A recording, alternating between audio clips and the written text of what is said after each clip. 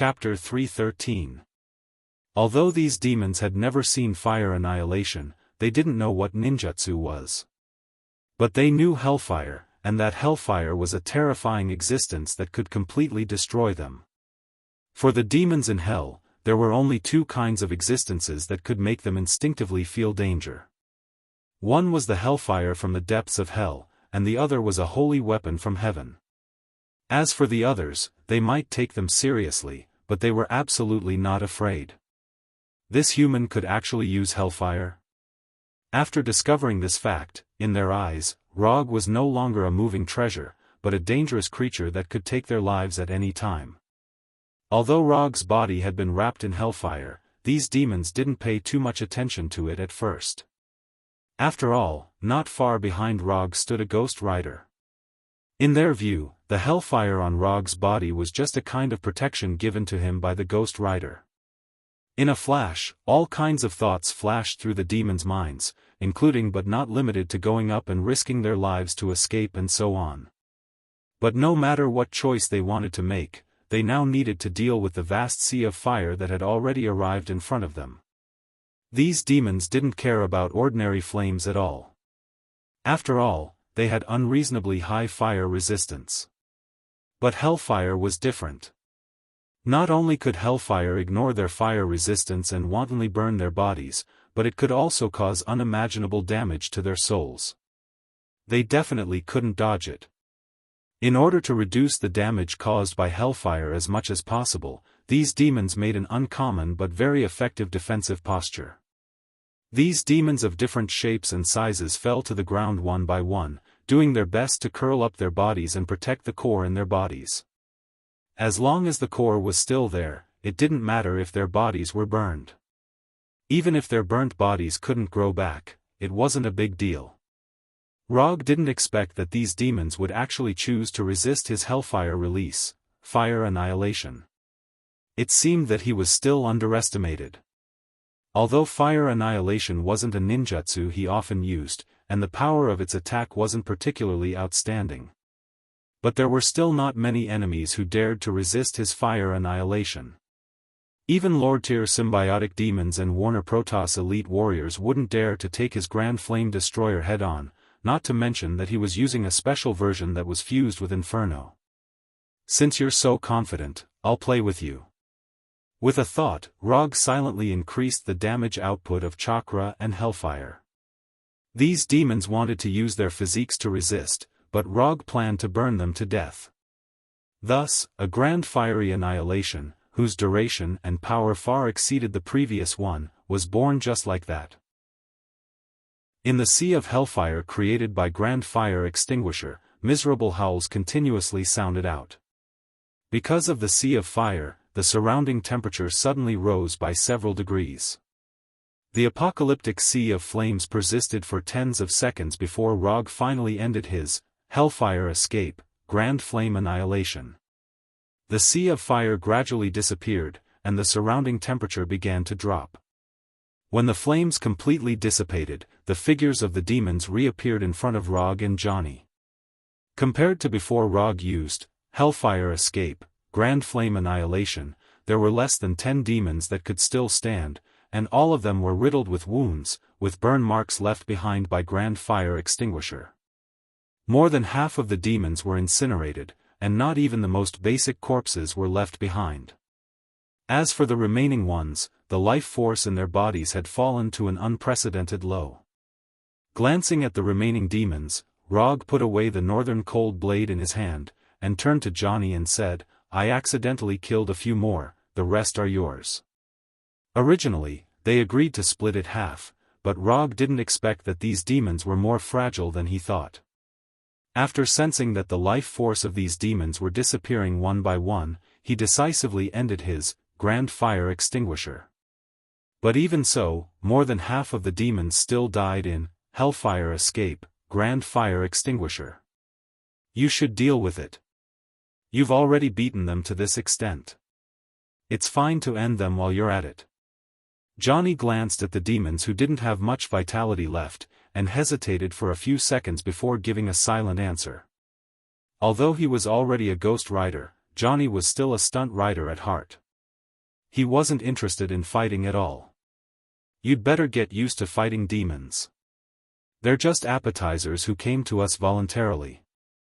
The people sent by Mephistopheles aren't as easy to deal with as they are. I don't want to have to worry about your safety while fighting Mephistopheles. Do you understand? Mephistopheles wasn't a weakling. In Johnny's current state, he had no chance against Mephistopheles at all. Thus, Rog had to make the best use of his time to let Johnny grow up. At the very least, he had to let Johnny get used to fighting demons. Do we really have to do this? Johnny didn't have a good impression of demons, but dealing with these demons who were already riddled with wounds and didn't have much ability to resist made him feel like he was bullying the weak. Don't be so wishy-washy. They're not human. Don't be so saintly. Rog said unhappily. He could understand Johnny's desire to be a good person, but it also depended on the time and the kind of people he was facing. Only an idiot would feel pity for a demon.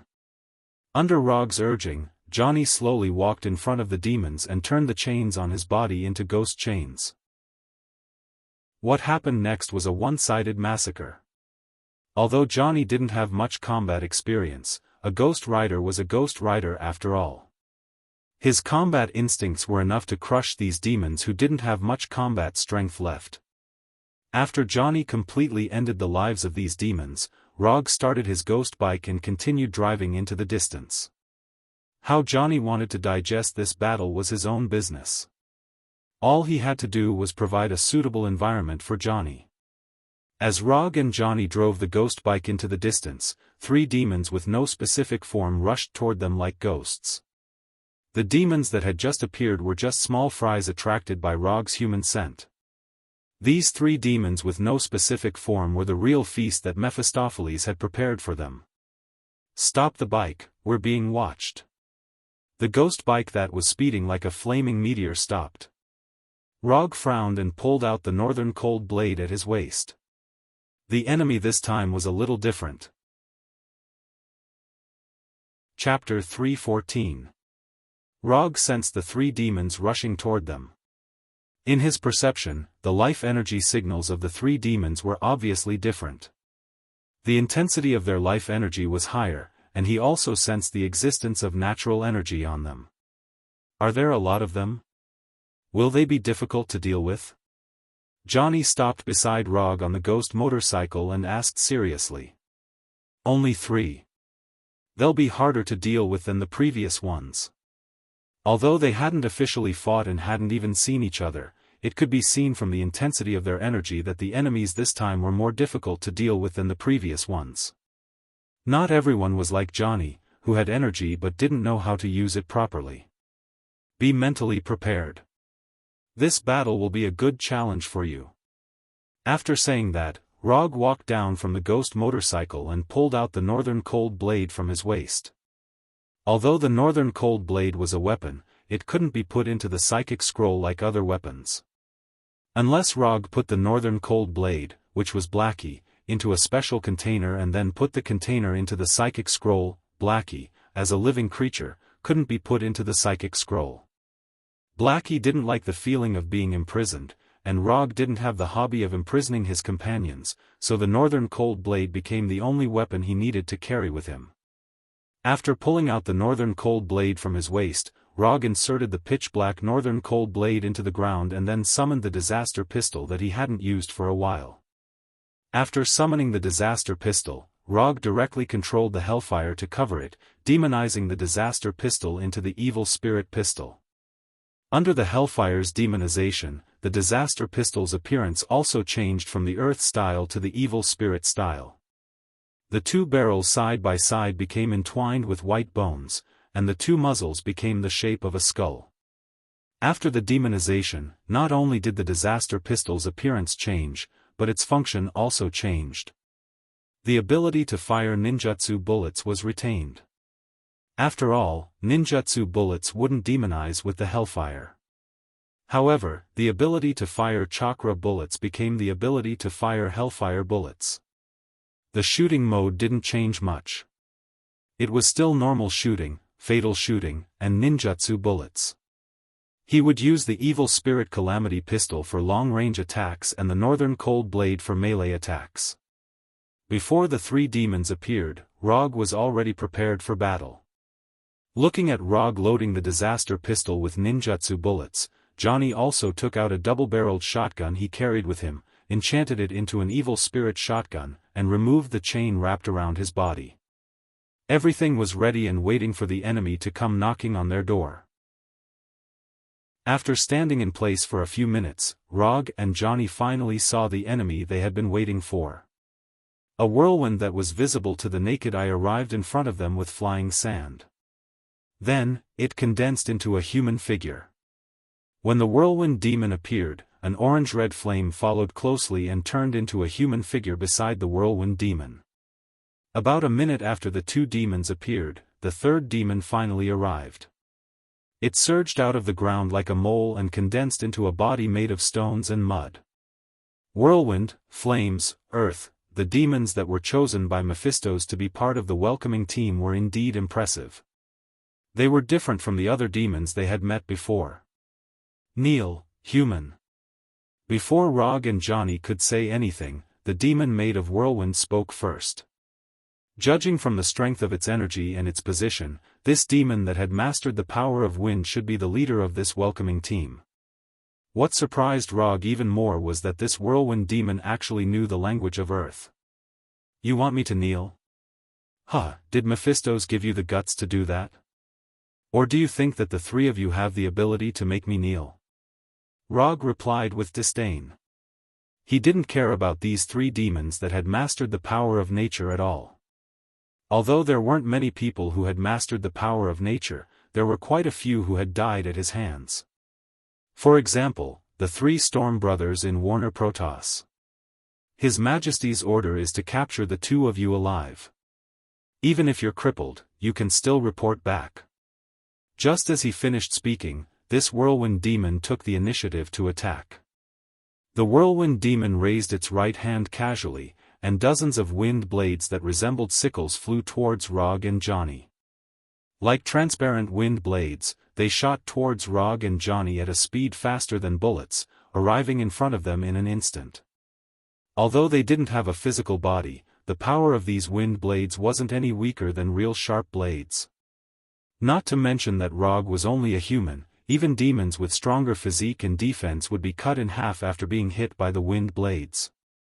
Perhaps it was because the whirlwind demon hated Rog, or because it felt that Rog was stronger, but most of the wind blades were aimed at him. As for the wind blades that flew towards Johnny, there were only a few of them. Just as these wind blades were about to hit Rog and cut him into pieces, Rog finally moved. Rog pulled out the northern chill blade from the ground at an unimaginable speed.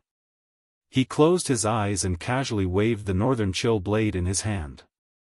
Clang, clang, clang, clang, the northern chill blade's blade clashed with the wind blades, and the sound of metal clashing rang out. The clashing sounds rang out one after another, and the wind blades released by the whirlwind demon were shattered one after another. In less than 3 seconds, Rog had shattered all the wind blades that were attacking him. After easily dispelling the whirlwind demon's attack, he opened his tightly shut eyes and snorted in disdain. You want to hit me with this little trick? You're so naive. Rog casually dealt with the whirlwind demon's attack, while Johnny seemed to be in a much more difficult situation. Although there weren't many wind blades that were attacking him, to Johnny, who didn't have much battle experience, they were fast and transparent. They were very difficult to deal with. The evil spirit chain wrapped in hellfire blocked one of the wind blades with difficulty, and then the rest of the wind blades hit Johnny's body without any suspense. Johnny didn't block all the wind blades, but the moment the wind blades hit his body, the hellfire on his body suddenly expanded and turned into a hellfire armor, blocking all the wind blades that were attacking him. The sharp wind blades hit the hellfire armor, causing sparks, and then completely dissipated.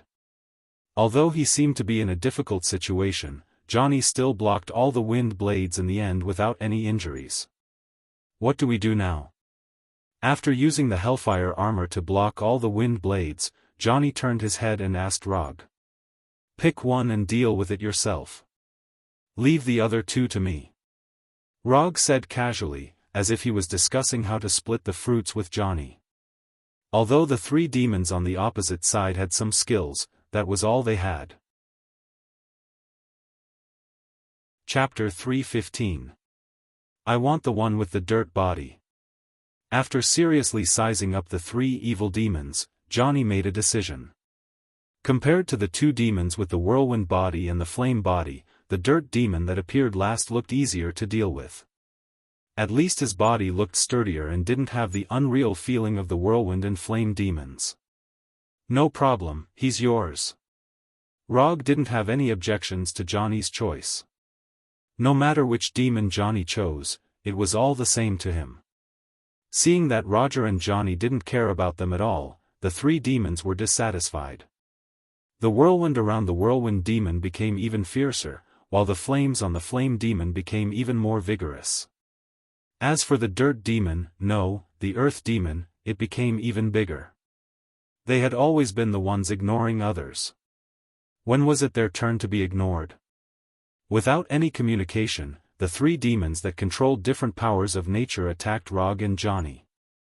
They wouldn't attack as Rog and Johnny had planned. The whirlwind demon relied on its superior speed to attack Johnny first, trying to quickly finish off this inexperienced Ghost Rider. Although Ghost Riders had an innate advantage against demons, it depended on which demon they were facing. To the demons of hell, Ghost Rider was like their natural enemy. However, there were many Ghost Riders that had died at the hands of demons. Just as the whirlwind demon turned into a whirlwind and attacked Johnny, Rog, wielding the northern cold blade, arrived in front of Johnny first. Your opponent is me. Rog raised the northern cold blade in his hand and slashed at the whirlwind like lightning.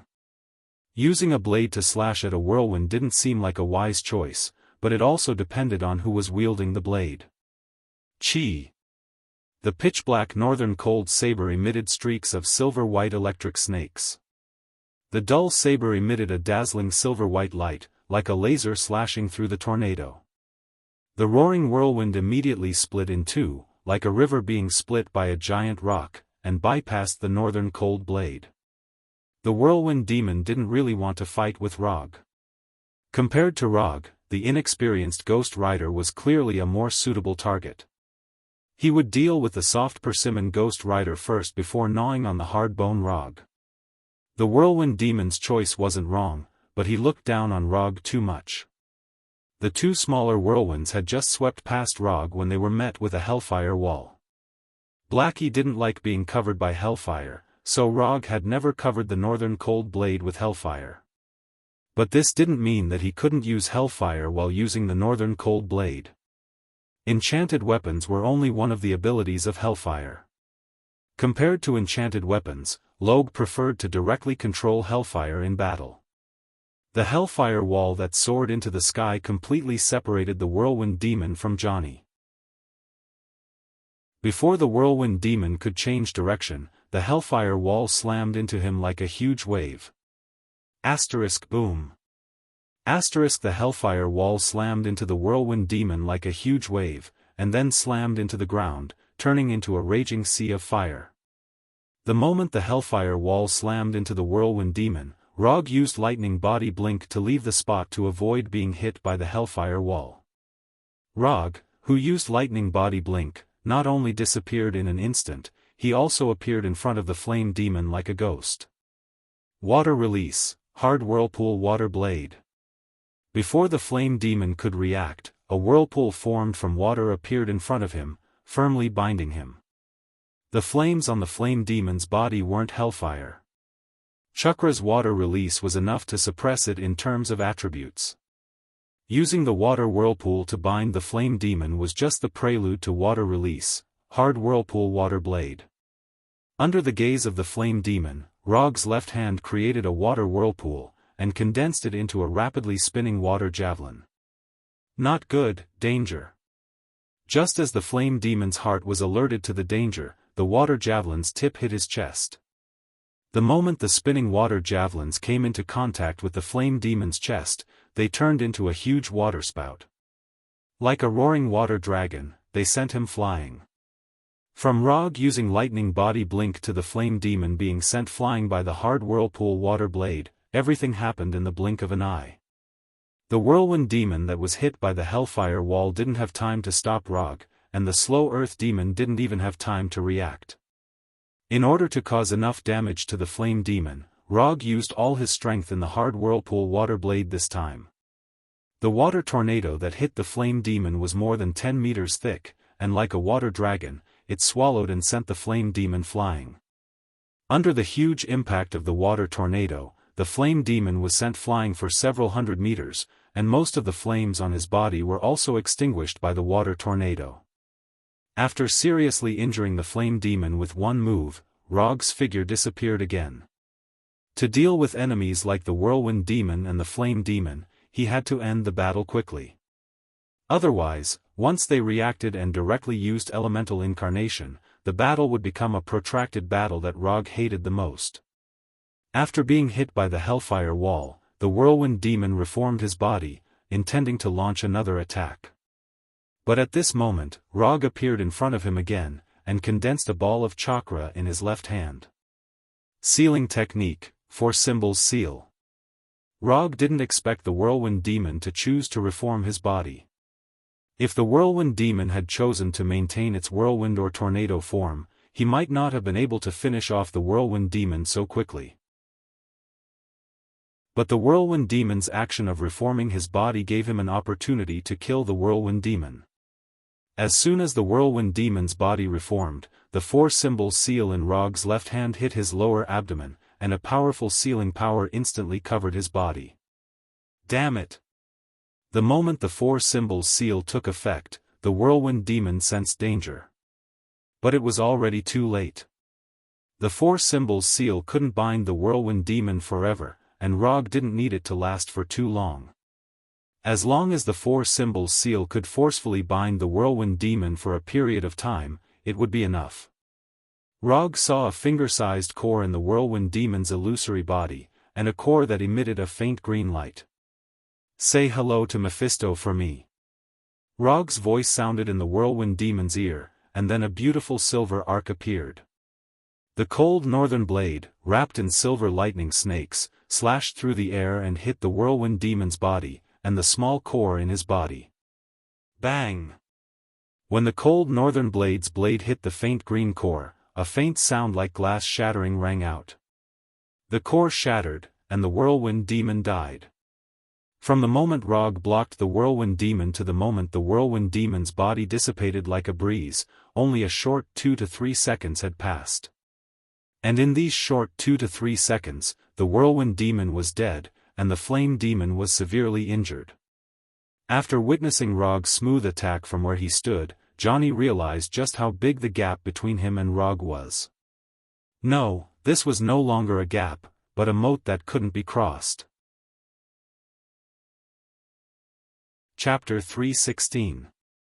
This difference made Johnny completely understand the difference between a professional and an amateur. This kind of fighting posture was really cool. Although he was already a middle-aged uncle, Johnny had to admit that Rog's battle stance was indescribably pleasing to the eye.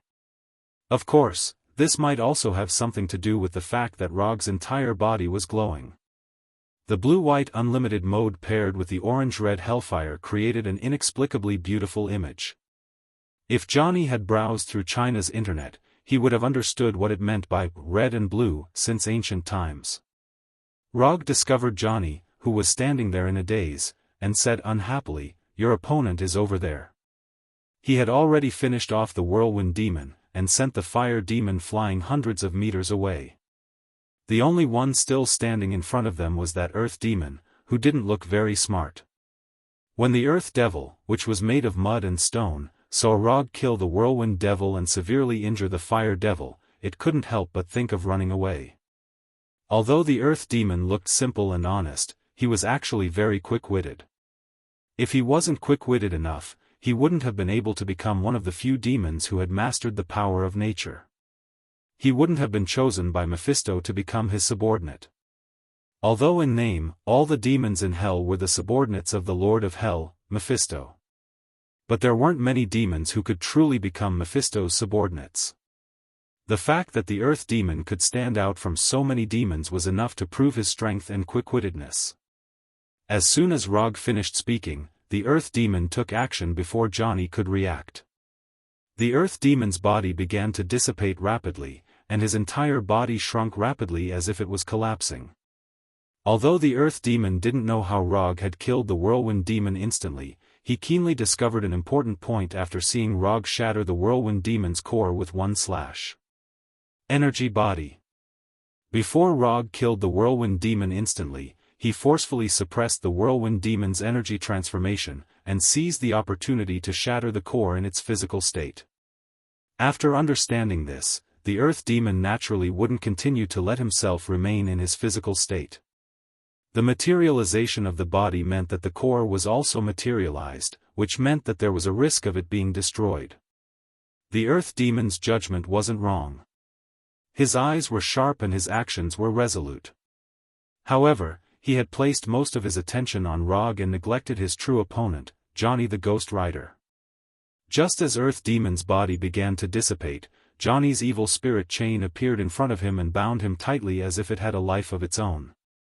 Damn it!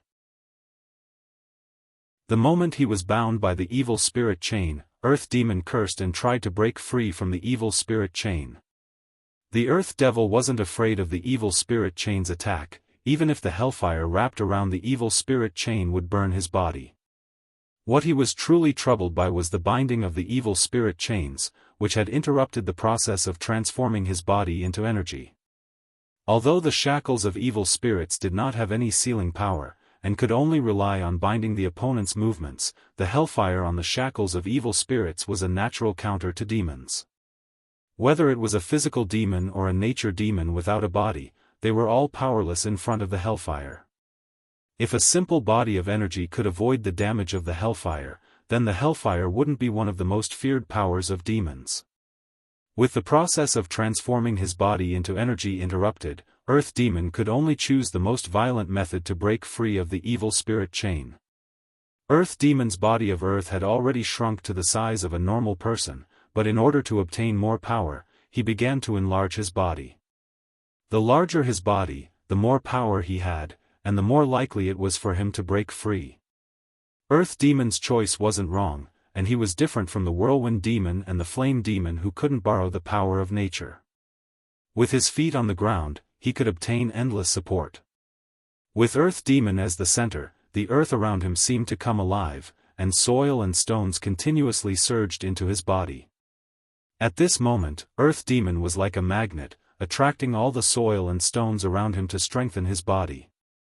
In just a few seconds, Earth Demon had become the legendary Earth Giant, his body reaching an astonishing height of more than 10 meters. The increase in size brought about a visible change in strength. The evil spirit chain that Earth Demon had been helpless against had now become a frail existence that he could easily break free from. The Earth Giant like Earth Demon let out a furious roar and stretched out its arms. The evil spirit chain that was wrapped around its body broke apart and fell to the ground. After breaking free of the evil spirit chain, the enlarged Earth Demon didn't immediately attack Johnny. Instead, he turned to look at Rog. Or rather, he glanced at the northern cold blade in his hand. Earth Demon wouldn't let the tragedy of the Whirlwind Demon repeat itself. After confirming that the northern cold blade wasn't long enough to pierce through his body and destroy his core, Earth Demon turned his gaze back to Ghost Rider Johnny. This was the first time Johnny had seen the evil spirit chain break. Caught off guard, Earth Demon's giant fist, which was about the same size as Johnny's body, hit him hard and sent him crashing to the ground. Boom! The earth shattered as Johnny was knocked to the ground, and the hellfire on his body couldn't help but dim.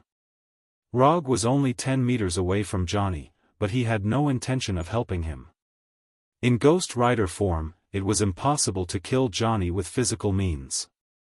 Rog had already tested this point. As long as the hellfire on Johnny's body was still there, he could reassemble himself even if he was smashed to pieces. And while Johnny was being beaten up, Rog's other opponent, the Fire Demon, finally returned to him. After taking a hit from the hard whirlpool water blade, the fire demon was in an extremely sorry state. His body of flames was only 2 meters tall to begin with, and was only slightly taller than an ordinary person. After being hit by the hard whirlpool water blade, his body of flames had shrunk to about 1.23 meters. Rather than calling the fire demon a demon, it was better to call him a dwarf with a body of flames. Human, you're good, very good. I'll burn your body and soul for 10,000 years. I'll let you know what a painful fiery hell is. Although Rog had severely injured him in one move, the fire demon didn't feel any fear. Instead, he was enraged by Rog's attack. Burn me for 10,000 years? Are you sure you can live that long? Although demons have long lifespans, you don't look like someone who can live for 10,000 years. That's because your luck isn't that good. As soon as he finished speaking, Rog opened his mouth and spat out a mouthful of water at the fire demon. Water release, wave breaker. Chapter 3:17. A thin, ultra-high-pressure water column sprayed out of Rog's mouth as fast as lightning, instantly arriving in front of the shrunken flame demon and slicing his head open like a sharp blade. Because he didn't know where the core of the flame demon was located in his body, Rog attacked the most common part, the head. If it hit the core, then it would be a win. If the core wasn't in the head, then it didn't matter. The Inferno demon didn't expect Rog to attack so quickly and without hesitation. The water ripple cut open the flame demon's head without any suspense, and then, nothing changed. Although the flame demon seemed to be a little more impulsive than the earth demon and was more prone to getting carried away, this didn't mean that he would really put the vital core in his head. Because the core wasn't hit, the flame demon's cracked head quickly recovered. But this time, he didn't spout nonsense at Rog. The first time was the hard whirlpool water blade, and the second time was the water ripple. After being hit twice in a row, even if the flame demon was really impulsive and easily angered, he calmed down at this time. And he also found that the whirlwind demon was gone. Of course, the leader of the whirlwind demon wouldn't disappear for no reason. Since he couldn't see him now, it meant that the whirlwind demon was probably dead. After discovering this, the flame demon couldn't help but feel nervous. In terms of strength, the whirlwind demon was the strongest of the three of them. But the strongest whirlwind demon was the first to die, which scared the flame demon a little. From the time he was sent flying to the time he came back, only 4 or 5 seconds had passed at most. In other words, the human in front of him had killed the whirlwind demon in just 4 or 5 seconds. Thinking of this, the flame demon finally understood why Mephisto said to arrange a welcoming team. To put it nicely, it was a welcoming team, but to put it bluntly, it was cannon fodder to test the strength of the other party. Where did this human come from? Is he the disciple of the Ancient One? What is he doing in hell, traveling? The flame demon couldn't figure out Rog's purpose. In his opinion, as a human, Rog had no reason to appear in hell at all. Although Rog was very strong, compared to the Lord of Hell Mephisto, there was still a big gap. Thoughts flew in the flame demon's mind. Although he didn't know what Rog's purpose was, he knew that if he ran away without doing anything, the Lord of Hell Mephisto would definitely not let him off easily. After thinking of Mephisto, the flame demon's attack, the flame demon took the initiative to attack. The flame demon's body, Mephisto Mephisto, Mephisto Mephisto, Mephisto Mephisto Mephisto. The flame Mies Mephisto Mephistos, one after another. Of course, Mephisto be precise. Mephisto Mephisto, S May, S, SSSS, SSSS, S, instantly, of meme. SS, S's, SS, SS, SS. However, the flame demon was wrong about one thing, and that was that Rog did not even consider dodging. Rog raised the northern cold saber in his hand and decisively slashed at the incoming fireball.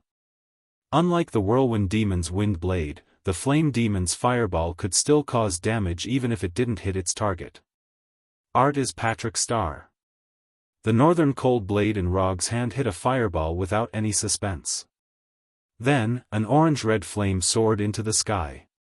The fist-sized fireball exploded with a power far beyond imagination, and the exploding flames directly engulfed Rog's figure. Not only that, but after the first fireball exploded, the following fireballs seemed to have caused a chain reaction as they exploded one after another. Boom boom boom boom boom, explosions rang out one after another. The orange-red flames continued to explode like a carnival, wantonly venting their own energy. Not only was the flame demon's attack shocking, but it was also quite powerful. Don't be fooled by the small size of the fireballs, the concentrated flame energy inside was not little at all. With this move, the flame demon defeated many demons who were stronger than him, allowing him to stand out among the demons and become Mephisto's acknowledged subordinate. The exploding flames not only engulfed Rog's figure, but also attracted the attention of Johnny and Earth Demon. Johnny never expected that the flame demon, who had been severely injured by Rog with one move, could actually turn the tables and suppress Rog to this extent. Looking at those flames that seemed to never be extinguished, Johnny could not help but worry for Rog. Rog was indeed very strong, but he was only a human after all. He did not have the ability to regenerate like him. However, Johnny soon realized that he was overthinking things. When the flames of the explosion gradually dissipated, a light blue figure that was several meters tall appeared in their line of sight. This light blue figure only had the upper body, and its appearance was not quite human. Susanoo. The moment the fireball exploded, Rog used Susanoo to completely protect himself. He had already guessed that the fireball would explode, so he was prepared early on. When the orange-red flames completely dissipated, the light blue Susanoo finally revealed its full appearance. The flame demon did not know what Susanoo was, but when he saw that Rog was unscathed in Susanoo, he sensed that something was wrong. With Rog's combat skills, he would never do anything meaningless in battle. Moreover, the flame demon instinctively felt that the Susanoo covering Rog was definitely not a simple defensive move. The flame demon's intuition was very accurate. Rog did not use Susanoo purely for defense, but to directly end the flame demon's life. The whirlwind demon's core was only the size of a finger, so the flame demon's core was probably not that big. Rog was not interested in confirming the location of the flame demon's core bit by bit. He intended to use a simpler method to solve this problem. Under the gaze of the flame demon and the others, a tens of meters long chakra-long sword instantly appeared. This chakra-long sword was even bigger than Susanoo. Susanoo holding the chakra-long sword was like a 2 or 3 years old child holding a 2-meter-long giant sword. Goodbye. Rog's voice had just sounded when the tens of meters long chakra-long sword slashed towards the flame demon's head. At the moment when the chakra-long sword appeared, the flame demon already had the idea of retreating, but the Susanoo's speed was faster than he imagined. The flame demon had not had time to leave when the light blue chakra-long sword had already arrived in front of him. One sword kill. Chapter 318. Since he couldn't determine the location of the core, he would just destroy the entire body. The flame demon, who had shrunk to 1.2 meters in size, didn't even have a chance to resist before he was completely killed by the chakra. Not even a small flame was left behind as he dissipated into the air. Wasn't this turn of events a little too fast? The Earth Demon had just been rejoicing over the fact that the Flame Demon had the upper hand and suppressed the stronger Rog. But in the blink of an eye, the Flame Demon had died under the Susanoo's chakra. Less than a minute had passed since the start of the battle. But in less than a minute, the Whirlwind Demon and the Flame Demon had died one after another without leaving a single mark on Rog. I can't stay here any longer. I definitely can't stay here any longer. The Earth Demon didn't think that he had the ability to fight two people at once. Escape, no matter what, he had to escape. Although the punishment from the Lord of Hell Mephisto was terrifying, that was something he had to consider after he survived. And compared to Mephisto's punishment, the Earth Demon was even more unwilling to die here for no reason. He had grown from the most ordinary demon step by step, from an existence that anyone could bully and humiliate to a demon that controlled the power of the earth. The Earth Demon, who had been born ordinary, cherished his life and status more than the Whirlwind Demon and the Flame Demon. I haven't become a demon lord yet. I haven't become a famous great demon. I definitely can't die here. The immense pressure brought about by death made the Earth Demon erupt with even more power. The Earth Demon clenched his fists and smashed Ghost Rider Johnny's body with a heavy hammer, shattering Johnny's bones into pieces that flew in all directions. This wasn't the first time the Earth Demon had beaten Johnny to a pulp, but it was the same every time. Johnny, who had been reduced to pieces of broken bones, would recover with the help of the Hellfire.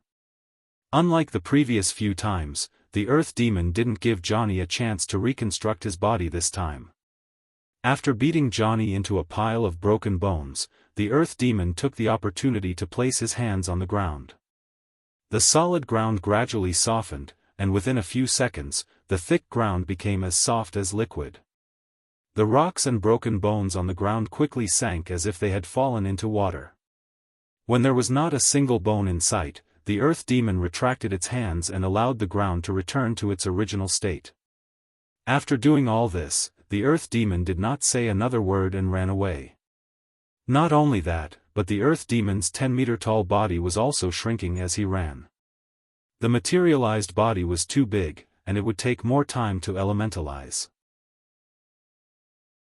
In order to leave this place as soon as possible, and mainly to ensure the success rate of escape, the Earth Demon could only choose to shrink its body first, and then elementalize. Regarding Earth Demon's escape, Rog didn't make a move to stop it, but silently dispelled Susanoo. The Earth Demon was Johnny's opponent, so whether the Earth Demon ran away or did something else, it was Johnny's business. Moreover, Rog didn't care if the Earth Demon could successfully escape. It would be best if Johnny could leave the Earth Demon behind. If he couldn't, it could only mean that Johnny was still too weak.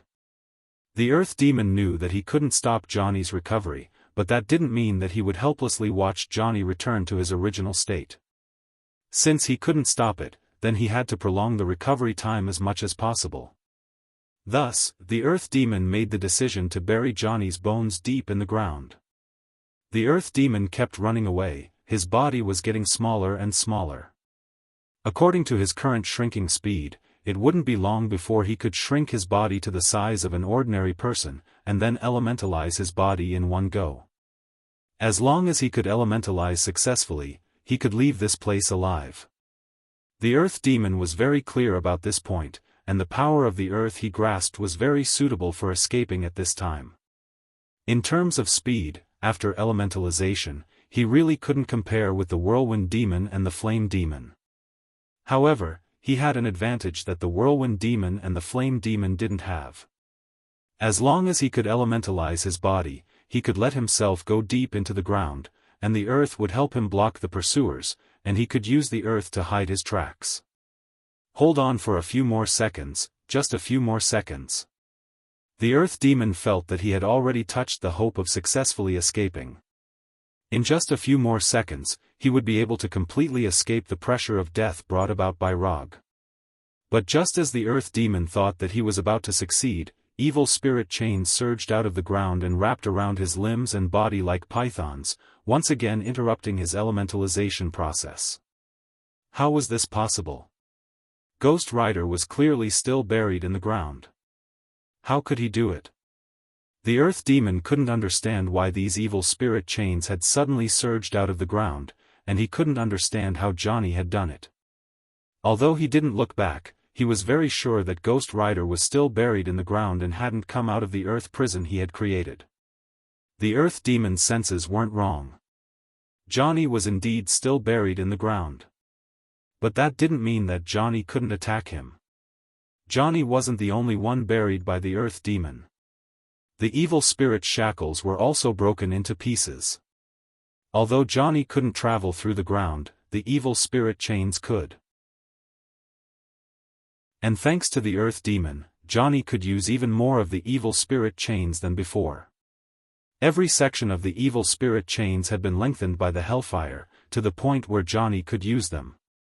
Although this didn't make sense, it was very hellish.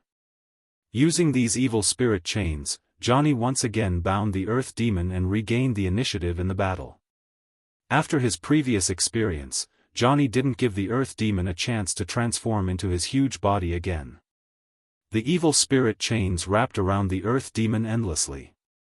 In the blink of an eye, the human-sized earth demon was bound into a ball by the evil spirit chains, a solid ball of chains burning with hellfire. Only after all this was done did a bone hand wrapped in hellfire emerge from the ground, followed by a burning skull.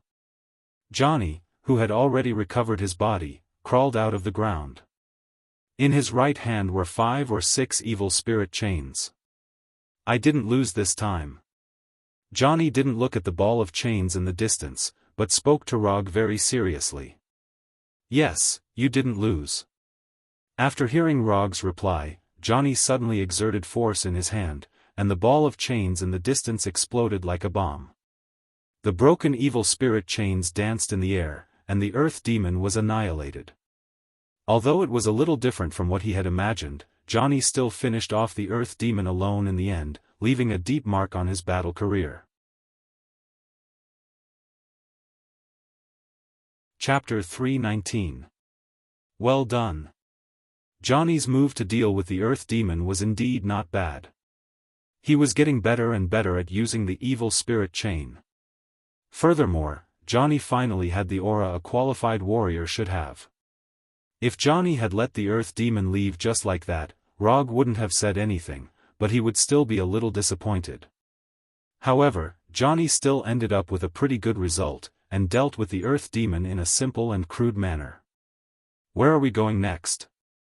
Johnny asked after reforming the broken evil spirit chain and wrapping it around his body.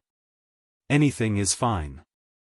No matter what we do, we'll meet Mephisto in the end. Rog didn't know where Mephisto was, nor did he have any interest in using Chakra's sensing ability to search for Mephisto. Then, will we encounter other demons later on? I seem to like the feeling of fighting demons. Johnny was silent for a few seconds before he said excitedly. As a ghost rider, killing demons with his own hands gave him an inexplicable sense of joy, as if he was born to do so. I don't know. It depends on Mephisto's arrangements. If he feels the need to continue testing us, then we'll continue to meet the demons he sends out. If he doesn't feel the need, then we'll meet him in person. Rog replied calmly. He wouldn't be surprised no matter what arrangements Mephisto made. When Johnny got back on his ghost bike and was about to leave, Rog suddenly stopped him. Since we have time now, let me tell you something. This was the first time Johnny had seen such a serious expression on Rog's face. Perhaps in your eyes, I'm very strong and can easily deal with those demons. But Mephisto isn't an ordinary demon. He's the Lord of Hell, the strongest in Hell. I can have the advantage against other demons, but against Mephisto, I won't have any advantage at all. So, before Mephisto appears, I think it's necessary to remind you that Mephisto is very powerful, very powerful. Even if we join forces, our chances of defeating him are less than 10%, or even lower. If he was alone at this time, Rog would not have any hesitation. Even if he couldn't defeat Mephisto, he had a way to successfully escape from Mephisto. However, he wasn't alone now. He still had to consider Johnny's safety. Are you saying that we should leave Hell now? Johnny knew that Mephisto was very strong, but he had no idea how strong Mephisto was. He had only seen Mephisto's once when they signed the contract. He knew that Mephisto's was a Lord of Hell and a very powerful demon. That was all. After seeing Rog's serious expression, Johnny realized that he had never understood Mephisto's. It's up to you whether you want to leave now. After all, you're the only one who has the ability to travel through Hell. I just want you to know how dangerous it is to face Mephisto's. If anything goes wrong, you and I will stay in Hell forever. Whether it's necessary to gamble with your life to fight for that slim chance of freedom is something you have to seriously consider. Rog wanted Johnny to know how dangerous the journey ahead would be. After all, Johnny wasn't him and didn't know how terrifying Mephisto was. According to his estimation, Mephisto in hell would be at least at the Heavenly Father level, which was the Heavenly Father level where Odin and Ancient One were. Although the Heavenly Father level was only one level higher than the Earth God level. This level was the difference between heaven and earth, just like the difference in mass between the Earth and the Sun. If Rog remembered correctly, a Thanos without an Infinity Stone was the so-called Heavenly Father level. And such a Thanos was already a super overlord that was famous throughout the universe. Apart from those super big shots who basically didn't show their faces or make a move, Thanos was one of the ceiling of individual combat power in the universe. If a Heavenly Father level Thanos was already so terrifying, there was no need to mention those Heavenly Father level existences. What's more, Rog and Johnny were still in hell controlled by Mephisto. Fighting against a Heavenly Father level existence, and in his domain at that, a narrow escape was already considered the focus of the goddess of luck. Is Mephisto really that strong? He can't even appear on Earth often. Johnny wasn't doubting Rog, he just found it hard to imagine that the old demon with gray hair was really that strong. That's because there's an existence as powerful as him silently guarding Earth, so all the demons, including Mephisto, can't easily appear on Earth. Rog didn't explain to Johnny about the Sorcerer Supreme because it had nothing to do with him for the time being, and if nothing unexpected happened, it shouldn't have anything to do with him in the future. What about your opinion, do you want to leave? Mephisto is so powerful, and the reward I paid was just to bring you to hell, would you want to give up the commission? Johnny didn't answer Rog's question directly, but instead asked Rog. Give up the commission? Ever since I became a ninja, I've never given up on a commission. As a ninja with good professional ethics, I just don't want my employer to suddenly die. You've already paid me, so no matter what, I'll carry out the commission. You only need to consider your own safety now. Is there a need to use your life as a bet for a slim chance? Although the commission said that he had to work with Johnny to fight against the Lord of Hell, Mephisto, it wasn't impossible if he was alone. At most, the system would just deem the commission as a failure. Furthermore, it wasn't like there weren't any tricks to work together against this request. For example, he could bring Johnny's evil spirit chain to fight against Mephisto, and to a certain extent, work together against him. Since you're not leaving, I'm not leaving either. You dare to fight against Mephisto as a human, so as a Ghost Rider, I naturally won't choose to run away.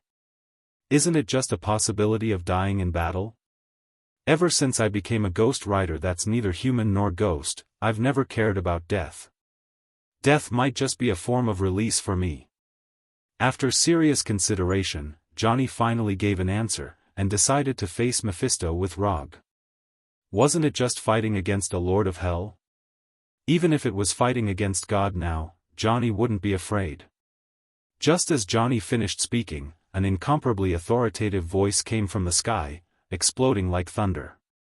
No wonder you're the knight that I've chosen. I like your attitude. The owner of this voice was none other than the Lord of Hell, Mephisto, the only ruler of Hell. Chapter 320. Before Mephistopheles' people arrived, his terrifying aura had already descended. At this moment, Rog recalled the first time he met Odin at the Bifrost in Asgard. At that time, he didn't have Sage Mode, Manjikyu Sharingan, and even Chakra was only a chibi. That was the first time he met an existence at the Heavenly Father level, and the first time he felt the vast gap in strength that made him despair. Although Mephistopheles hadn't done anything at this time, Rog already felt a terrifying pressure that was no less than Odin's. No, the pressure that Mephistopheles brought was even more terrifying than Odin's. At least Odin wouldn't have such strong malice towards him. Do you feel it? This is the power of a Lord of Hell. Rog took a deep breath and turned to Johnny, who was already a little stunned. Although Johnny, who only had a skull, couldn't make a human expression, Rog could see the bitter smile in his heart when he turned to look at him. Johnny had just made up his mind to fight Mephistopheles to the death. In the end, Mephistopheles immediately responded and showed a little of his strength. I finally understand why you said that Mephistopheles is very strong. Johnny replied silently. Then, the hellfire on his body burned wildly, announcing his existence like an erupting volcano. Mephistopheles is indeed very strong, but so what? Isn't it just death? I don't care. I have made a choice that I regretted before, so this time, I will definitely not let myself regret it again. As soon as he said that, Johnny took off the chains wrapped around his body and pulled with both hands, turning the chains into evil spirit chains. This is the aura that a knight should have. I'm starting to like you a little. Looking at Johnny, Rog said with a smile, and the chakra in his body began to surge wildly. Lightning release chakra mode. Lightning release chakra instantly gathered in his body, and light blue chakra and lightning appeared. Rog didn't use the common chakra coat, but the lightning release chakra mode known as lightning release armor. Compared to the chakra coat that could only slightly increase the body's strength, the lightning release chakra mode could activate the body and greatly increase defense and speed, and the transmission speed of the nerves would also be significantly increased. The unique environment of hell wasn't suitable for Sage mode, and the extreme natural energy could cause the Sage mode to fail or even directly backfire on the user. So, unless it was necessary, Rog wouldn't use Sage mode. Besides, Mephistos hadn't even shown his face yet, so there was no need for him to take out his trump card right away. Infinite mode, Hell mode, Lightning release chakra mode. Mephistopheles, and all, chakra was, and Sua's, it. As long as it wasn't an instant kill, Rog was confident that he could teach Mephistopheles a lesson about the strength of a ninja from Earth. Don't underestimate a ninja's explosive power. Rog had already proven this with countless facts. Just as Rog and Johnny were prepared to fight with all their might, a slightly thin figure appeared in the distance and slowly walked toward them. He was dressed in a classic black suit, had meticulously groomed white hair, and held a black cane with a silver skull inlaid in his hand. The Lord of Hell, Mephistopheles, appeared in front of Rog and Johnny like an old British noble. Perhaps it was because Mephistos was considerate of Rog and Roland's perception, or perhaps it was because Mephistos preferred the human form, but at this moment, Mephistos did not reveal his true demon form. Instead, he appeared in front of them in his human form. I really didn't expect you to come to hell of your own accord. Good, very good. Mephistopheles' gaze lingered on Rog, who was surrounded by lightning and hellfire, for a few seconds before finally landing on Johnny, the Ghost Rider. I also didn't expect that we would meet again in hell. Facing Mephistopheles, who had changed his fate, Johnny didn't give any orders and replied calmly. Tell me, my knight, what do you want? As he spoke, Mephistopheles stretched out his right hand toward Johnny, as if a king responding to his general. I want your life. At this moment, Mephistopheles was only about 10 meters away from them.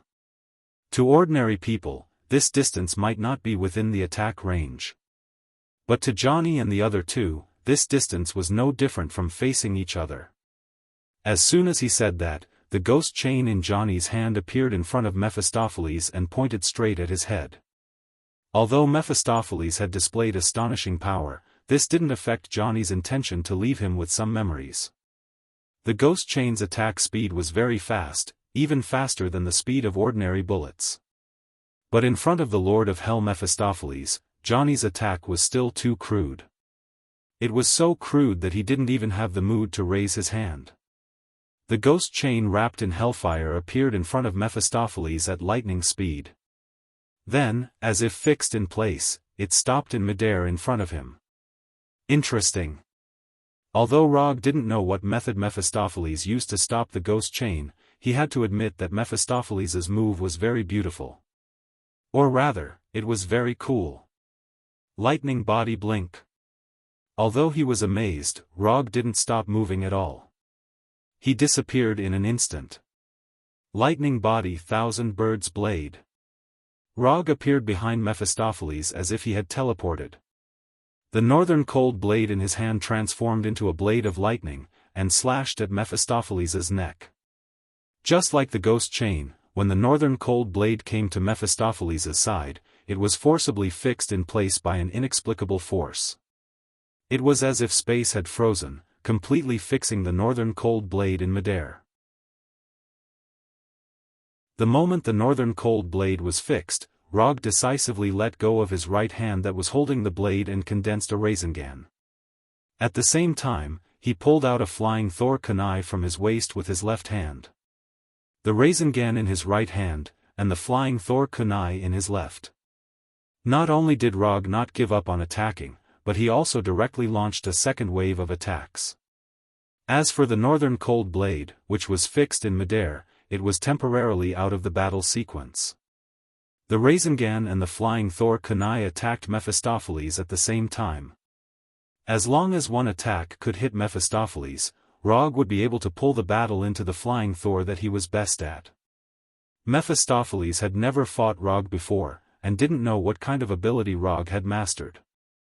But as the Lord of Hell, as the most powerful existence in Hell, he wasn't the kind of incompetent lord who would forget how to fight once he was in a high position. When the flying Thor kunai made of metal came near Mephistopheles, it was unsurprisingly fixed in place, just like the northern cold blade's ghost chain.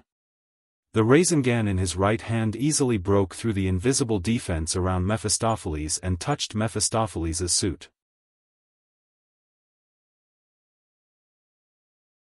Chapter 321. Did I succeed?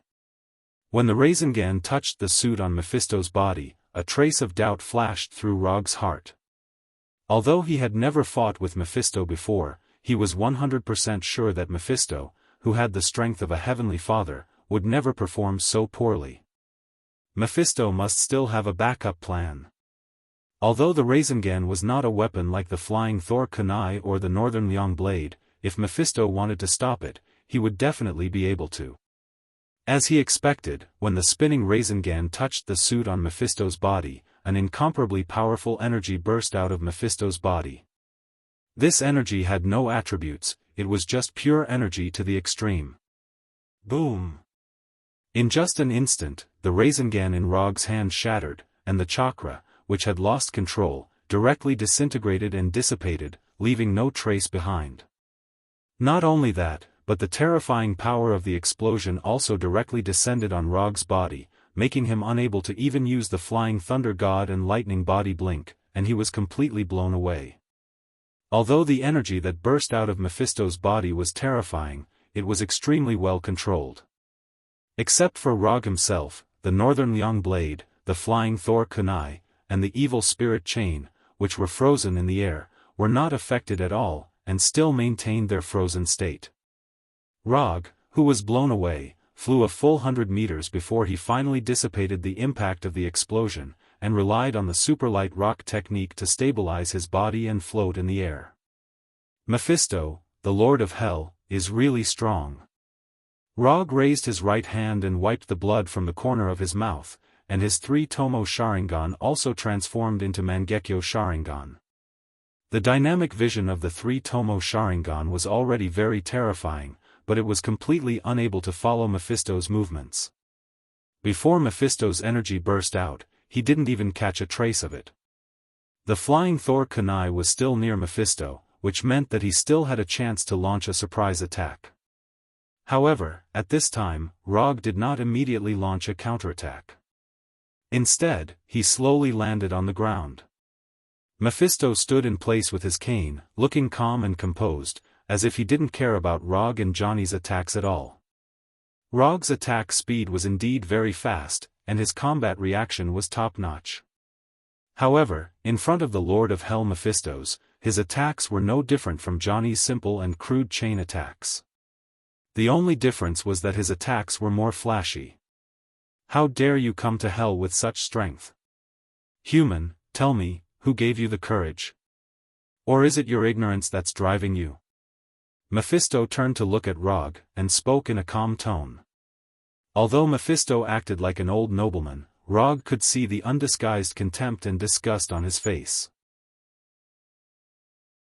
Perhaps Tuzas see Mephisto of thinks's, who give me the of it, I don't need anyone to give me courage. As he spoke, Rog summoned the Kusanagi no Tsurugi sword that he hadn't used in a while, and pulled out the calamity pistol at his waist with his left hand. Now, I'll show you where my courage comes from. Rog raised the Kusanagi no Tsurugi sword in his right hand and pointed it straight at Mephisto.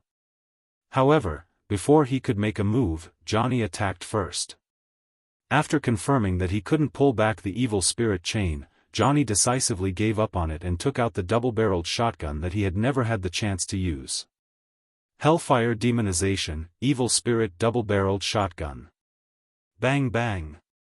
As soon as the double-barreled shotgun was demonized, Johnny pulled the trigger, and 2 demonized evil spirit bullets shot at Mephisto. Johnny's shooting made Mephisto frown in dissatisfaction. How could a Ghost Rider use a gun? This was damaging the tradition and reputation of a Ghost Rider. Ghost Rider Johnny was the work that Mephisto was most satisfied with, and also the work that he had high hopes for. In the long history of the past, Mephisto had created many Ghost Riders, but there had never been a Ghost Rider that could move him as much as Johnny. The evil spirit bullets instantly arrived in front of Mephisto and pierced through the afterimage left behind by Mephisto. Ah! As soon as the evil spirit bullets passed through the illusion left behind by Mephisto, Johnny's neck was grabbed by Mephisto and he was lifted up. The blazing hellfire covered Mephisto's left hand, but it didn't cause any damage to Mephisto. Not only that, but the black smoke that surged out of Mephisto's left hand crazily devoured the hellfire on Johnny's body like locusts. It gnawed at Johnny's evil spirit body, causing him to scream like a beast. So fast. Mephisto didn't use any special abilities. He only used his astonishing speed to dodge the evil spirit bullets and instantly appeared in front of Johnny. After switching from the 3-Tomo Sharingan to the Mangekyo Sharingan, Rog finally captured Mephisto's movements. In just 2 or 3 seconds, the hellfire on Johnny's body dimmed to the point that it looked like it would extinguish at any moment. It was as if he had lost all his strength. With no time to think, Rog summoned his 3 wood clones while his true body used the flying thunder god to rush over. Although Rog didn't know what the black smoke that surged out of Mephisto's body was, he could tell from Johnny's current state that this black smoke was very effective against hellfire. Hellfire was shockingly harmful to ordinary demons, but it was nothing to the Lord of Hell, Mephisto. As long as he wanted to, he could even take back the hellfire on Johnny's body. Using the flying Thor, Rog once again arrived near Mephisto and fired all 6 bullets from the Calamity pistol.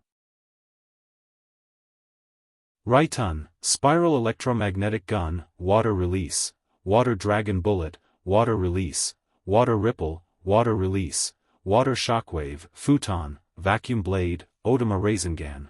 The bullets in the Calamity pistol were originally prepared for those demons, but he didn't expect to use them all on Mephisto. 6 completely different ninjutsu attacks arrived in front of Mephisto almost at the same time. Rog didn't expect these ninjutsu to hit Mephisto, and Mephisto wouldn't give him such a chance. Judging from Mephisto's current posture, he was a person who cared very much about his image. He definitely wouldn't make a mess of himself because of a battle. Therefore, when he fired the ninjutsu bullets, Rog had already prepared a backup plan. Before these 6 ninjutsu attacks hit Mephisto, Rog used his chakra to destroy the stability of the ninjutsu. Art is Patrick Star. Rog couldn't detonate himself like Deidara, but he could detonate all the chakra in his ninjutsu and create a powerful but completely uncontrollable chakra explosion. The thunder, water, and wind attributes of chakra fused and rejected each other uncontrollably, and then Art was born. Boom! Chapter 322. The 3 different types of chakra were fused together in an inexplicable way, creating a terrifying explosion that even Rog didn't know how powerful it was. Before the explosion even started, Rog prepared a defensive barrier for himself. Wood Release, Wooden Spindle Wall. A curved circular wall was formed in front of him, completely enveloping him. The chaotic energy storm crazily released its own energy, and the terrifying shockwave destroyed everything around it, regardless of whether it was friend or foe, and the lightning and storm that filled the sky created a doomsday scene. In addition to the energy storm formed by the different types of chakra, this sudden energy storm also inexplicably caused a chain reaction, which attracted the natural energy of hell, further increasing the power of the explosion. The black and purple color caused by the explosion became the only color in the sky, and the earth shook violently, and the terrifying energy storm destroyed everything like a supernova. The thickened wooden spindle wall created by Rog only lasted for a short 2 or 3 seconds before it was completely broken. Even if he continuously used chakra to strengthen it, it didn't change the outcome of the wooden spindle wall being destroyed. Susanoo. The light blue Susanoo instantly took shape and surrounded him in layers. In order to ensure that Susanoo has enough defensive power, he mobilized almost all the chakra in his body, and didn't spare any energy to support the existence of Susanoo. Although the energy storm in front of him was his plan, but as the planner, he didn't expect that the fusion of different types of chakra would produce such a terrifying power. What he didn't expect was that the extreme nature energy in hell would also participate in the energy storm's revelry.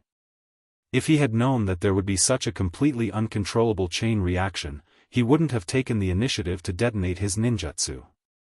The current situation was completely beyond his expectations, and it also completely disrupted his next step.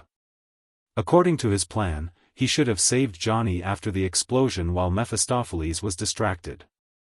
But in this situation, let alone saving Johnny, he wasn't even sure if he could protect himself. If this energy storm didn't end, he would have to use his trump card in advance.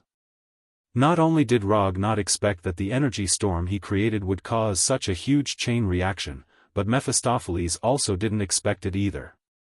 As the Lord of Hell, Mephistopheles knew a lot more about hell than Rog did. So he knew more about the current situation than Rog did. To put it simply, the energy storm created by Rog was like throwing a grenade into an arsenal full of high explosives. The grenade wasn't very powerful, but it detonated the explosives in the arsenal, and as time passed, more and more explosives were detonated. Mephistopheles didn't matter, he couldn't ignore the fact that the arsenal's explosion would directly blow up his base. This human, he really wasn't an ordinary human. More and more natural energy was being attracted by the energy storm. Mephistos even felt that all the natural energy in hell was showing signs of being awakened. If this energy storm was allowed, if was mice Mephistopheles, this was Mephistopheles. In order to maintain the order and safety of hell, Mephistopheles had no choice but to deal with this huge problem brought about by Rog. Mephistopheles casually swung his left hand, and Johnny, who had been grabbed by the neck, was flung out. He was instantly swallowed by the energy storm. Mephistopheles then stuck the black cane in his hand firmly into the ground, opened his arms, and released the energy in his body. There was originally a faint layer of energy barrier around Mephistopheles, protecting his safety and maintaining his dignity. But now, he had no choice but to give up this energy barrier that could allow him to maintain his dignity. He even had to reveal his demon true form. Small curved horns that resembled demon horns appeared on his face, and the nails on his hands began to grow longer and sharper. His skin also turned dark purple. Apart from that, his eyes shone with an orange-red light like hellfire. Without the protection of the energy barrier, cracks appeared on the classic black suit he was wearing, and his meticulous white hair had completely disappeared. The change in his appearance was just an insignificant prelude. What was truly shocking was the astonishing energy emitted from his body. Under the interference of the energy storm, Rog's chakra senses were severely disrupted. Right now, he couldn't even sense Johnny's existence or the flying thunder god's Kunashang. But it was in this situation where his senses were suppressed to the extreme that he felt a powerful force like a black hole. Profound, powerful, strange, unparalleled, Rog could not accurately describe how powerful this force was. The only thing he could be sure of was that this force could easily destroy planets and destroy the heavens and earth. Was this the true strength of a heavenly father? What a despair-inducing difference. Only now did Rog finally understand why the name of the Father of Gods, Odin, could spread throughout the entire universe, and why the Sorcerer Supreme, Ancient One, alone could prevent Earth from being invaded by other dimensions. Hell Lord Mephistopheles attacked with all his might, and the agitated natural energy was quickly calmed down. Without the natural energy in Hell, the apocalyptic energy storm gradually weakened and finally disappeared completely. When everything returned to normal, the scene in front of Rog was completely different from before. What appeared in front of him now was a terrifying circular crater with a diameter of tens of kilometers.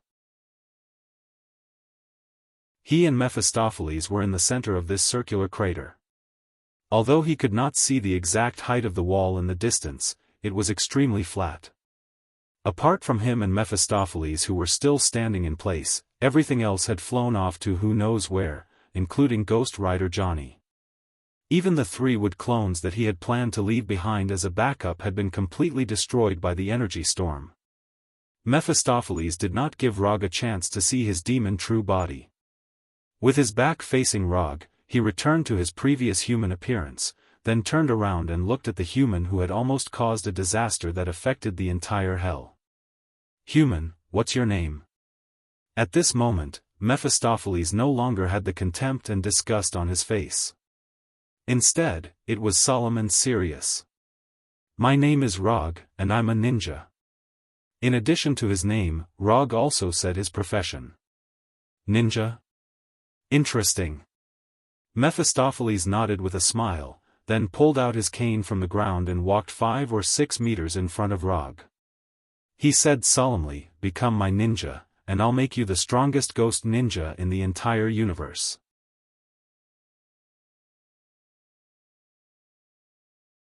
Chapter 323. Evil Spirit Ninja? And the strongest evil spirit ninja in the universe? Rog was stunned for a moment, unable to keep up with Mephisto's train of thought. "Yes, as long as you submit to me, I can make you the strongest evil spirit ninja in the universe. After I die, you can even take over my position and become the new Lord of Hell." At this moment, Mephisto was acting like an amiable old man who had billions in assets but no suitable heir, openly tempting Rog. "Sorry, I'm quite satisfied with my current appearance. I have no intention of changing into an evil spirit for the time being." Rog tactfully rejected Mephisto's suggestion. If it wasn't for the huge difference in strength, he wouldn't even have bothered with Mephisto. The strongest evil spirit ninja in the entire universe. This title sounded very powerful, but in reality, it was meaningless. Not to mention that there was no ninja in the universe who could use ninjutsu like him. Just the fact that he was the strongest in the universe wasn't very reliable.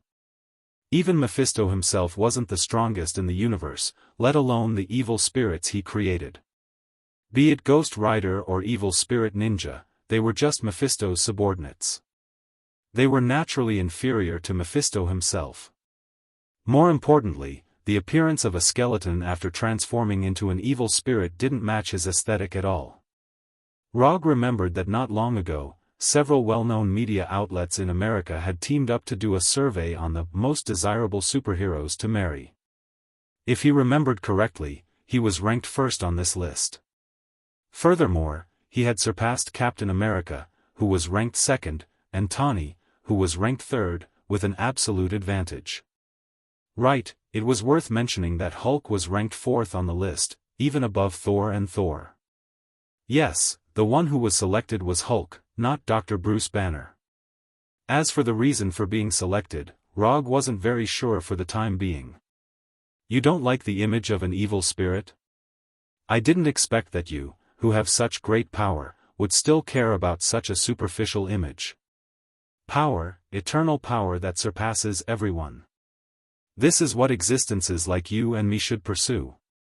Appearance, image, charm, personality, these are all things that only incompetent and weak existences care about." Mephisto said in disappointment. He couldn't tolerate Rog, who had such great potential, wasting his energy on such boring things. I can only say that everyone has different pursuits. After all, I'm a human, and you're a demon, so everyone has different ideas. There's a saying that I'm not sure if you've heard of, but it's called, 3 values run with one's facial features. To become a charming villain, facial features are more important than 3 values. Odin's youngest son, Loki, is quite good at this. You can learn from him. After hearing Rog's words, Mephistos fell silent. He was not convinced by Rog, but he finally confirmed that Rog had no intention of becoming his subordinate, not at all. Whether it was his image or his worldview, it was all just an excuse for Rog not to become his subordinate. Forget it. Someone who can cultivate to your level of strength must have a firm belief. Otherwise, you wouldn't have the power you have now. Use your strength to prove your beliefs. Whether it's rejecting me or leaving hell alive, you can't do without strength. As soon as he finished speaking, Mephistos exuded an astonishing aura, as if the entire world was under his control. Don't say that I didn't give you a chance. As long as you can destroy or take away my staff, I'll let you leave and pretend that nothing happened. If you can't even do that, don't blame me for bullying you, a little ninja from Earth, Mephistos said confidently. Mephistos said with incomparable confidence. His insufferably arrogant image returned once more. Is that necessary? You're already a high and mighty lord of hell, and you're still using such obvious words to destroy my state of mind. I'd be an idiot if I really believed what you said. Mephistos was indeed very strong. He was the strongest enemy Rog had encountered so far, and the difference in strength between them was indeed so great that it made one despair. But even so, it didn't mean that he wouldn't be able to fight back when facing Mephistos. If Mephistos could really get rid of him easily, Mephistos wouldn't have needed to say so much to him just now. You're indeed very strong, but if I want to leave, even if you're a lord of hell, you won't be able to stop me. I said it. As he spoke, Rog raised the Kusanagi no Tsurugi sword in his hand and pointed it at Mephistos fearlessly. If he was afraid, he would lose for the rest of his life. Rog could admit that his skills were inferior, and he could also admit that he had failed, but he would never allow himself to lose for the rest of his life. If he agreed to Mephistos' conditions today, or placed his hopes of victory on destroying and taking away the staff, he would never be able to win against Mephistos. Not only would he not win today, but he wouldn't win in the future either. I like you more and more. If you weren't a human but a demon born in hell, you would definitely become a great existence famous throughout the multiverse. But now, you don't have that chance. The more Mephistos looked at Rog, the more he liked him. At the same time, it also triggered a desire to conquer that he hadn't felt for many years. He wanted to conquer this man and make him his most loyal subordinate. What else could give him a greater sense of accomplishment than this? Unlike before, Mephistos didn't wait passively for Rog to attack this time. Instead, he chose to make the first move. Mephistos raised his left hand slightly, and 3 pure and powerful energy tornadoes flew towards Rog. It was a killing move right from the start. These 3 energy tornadoes were almost transparent, and ordinary senses couldn't detect their existence at all. Moreover, unlike natural tornadoes, these 3 energy tornadoes didn't cause any abnormalities while flying. They didn't even cause a slight breeze. Mephistos used facts to prove what a lord of hell should be capable of. It was an almost godly level of control over his body. Good timing. These 3 energy tornadoes that couldn't be detected by the naked eye attacked Rog from 3 different directions, completely sealing off all his escape routes. However, Rog didn't have any intention of dodging at this moment. He clasped his hands together and took a deep breath. Chakra in his body began to fuse with the natural energy of hell. Hell, Immortal Mode. Rog had already planned to use Immortal Mode when he summoned the wood clone earlier. Although the wood clone had been accidentally destroyed, it had given him enough feedback. Although the natural energy of hell was very extreme, it could still be used to fuse with chakra.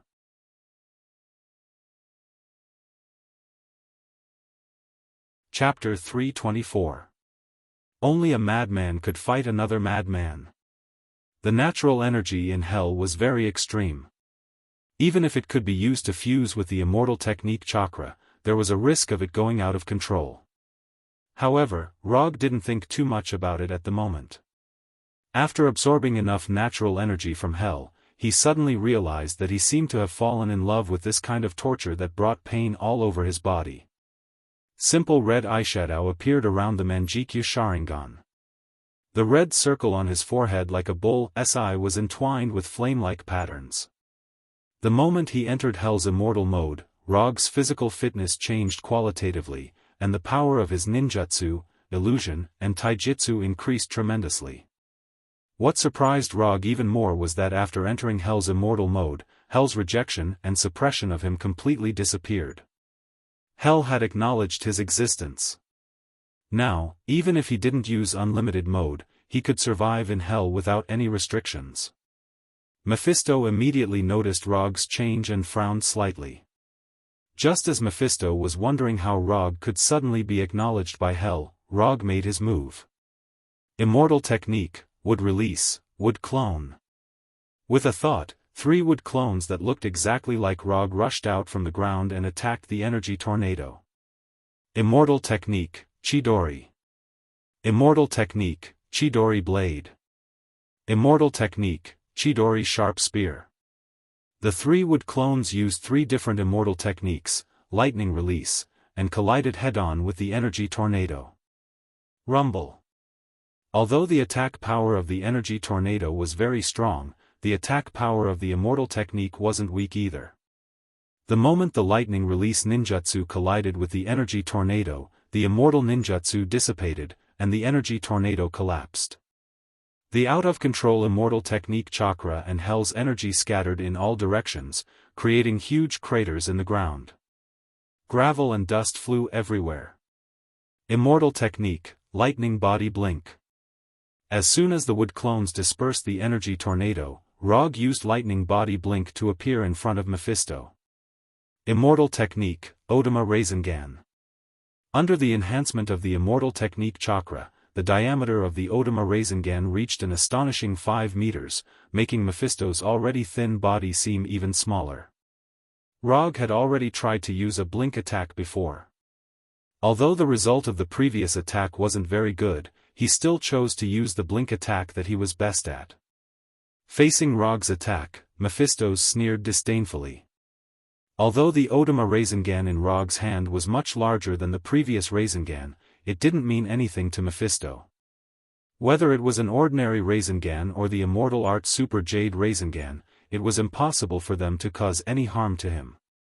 This was the confidence of an archdevil. Sure enough, when the immortal technique Odama Rasengan was about to touch Mephisto, an extremely powerful shockwave erupted from Mephisto's body. Boom! Mephisto's energy attack directly destroyed Rog's Odama Rasengan, and a hurricane-like shockwave was born, attacking in all directions. Is this all you've got? It had to be said that Mephisto was quite disappointed with Rog's attack this time. In a one-on-one battle, using the same tactic twice in a row wasn't a wise choice. And this also meant that the attacker had run out of tricks. Immortal Art, Flying Thor. As soon as Mephisto's energy attack destroyed the immortal technique Odama Rasengan, Rog left his original spot with the Flying Thunder God and instantly returned to the vicinity of one of the wood clones. Leaving the Flying Thor technique on the clones was already Rog's traditional skill. Whether it was the shadow clone or the wood clone, they were no exception. When Rog returned to the wood clone's vicinity, Mephisto suddenly realized that there was something wrong with the number of wood clones. One of them was missing. Rog used 3 wood clones to neutralize the 3 energy tornadoes, and then his original body attacked Mephisto. From the beginning, Rog didn't expect his blink attack to be effective against Mephisto. Moreover, Mephisto had just experienced it once not long ago. So from the beginning, his goal wasn't to attack Mephisto, but to use the same tactic and similar moves to distract Mephisto. Don't underestimate ninjas from Earth. Mephisto didn't have time to sense the whereabouts of the other wood clone before a Rasengan wrapped in silver-white lightning came to his back and hit him hard. Rumble.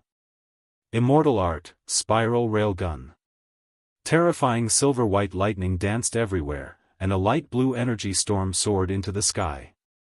The earth shook, and a blazing light occupied the entire sky. Who said that the original body couldn't feint attacks? Clones could also be the main force of the attack. Although the energy storm had blown away the flying Thor kunai, it hadn't blown the flying Thor kunai too far away. It was only a few dozen meters away from where Mephisto was now. Although the flying Thor kunai was buried under the soil, the flying Thor technique on it was still there. After confirming the location of the flying Thor kunai, Rog formulated an attack strategy. In order to distract Mephisto, he could only feint attacks with the original body. The reason why he used the Odama Rasengan instead of the Rasengan wasn't because it was more powerful, but because the Odama Rasengan was bigger and easier to block vision. Moreover, the chakra turbulence after the Odama Rasengan was destroyed could further conceal the aura of the wood clone's immortal art. After the Odama Rasengan was destroyed, the uncontrollable chakra spread around Mephisto, making it impossible for him to immediately detect the immortal art, spiral railgun behind him. As long as Mephisto didn't discover the whereabouts of the wood clone before the Odama Rasengan was destroyed, Rog's attack this time was destined to not fail. The result was just as Rog expected. Although Mephisto noticed that the wood clone was missing, it was too late by then. Although the immortal art, spiral railgun was very powerful, it was still unrealistic to want to kill the Lord of Hell Mephisto in one shot. Moreover, after the simple exchanges earlier, Rog could basically confirm that Mephisto was extremely adept at energy control. Mephisto, who could easily suppress a large-scale energy storm that had gone out of control, definitely wouldn't be seriously injured by the immortal art, spiral railgun. After the explosion of the immortal art, spiral railgun, dissipated, Mephisto's figure reappeared in Rog's line of sight. At this moment, the classical suit on Mephisto's upper body had completely disappeared. In its place was dark purple skin and extremely mysterious, strange patterns. Although Mephisto still maintained the appearance of a white-haired old man, his upper body had unknowingly revealed part of his demon true form. "You're the first person who can make me look so pathetic in hell. I'll give you one last chance. Submit to me, or die here." As soon as he finished speaking, Mephisto's clothes returned to their original straight state, as if nothing had happened.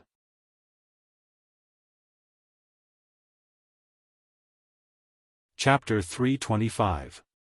At this moment, Mephisto still looked calm and collected, just like when he first appeared. However, Rog knew that Mephisto's was angry, and it was the kind that couldn't be appeased. However, this was normal.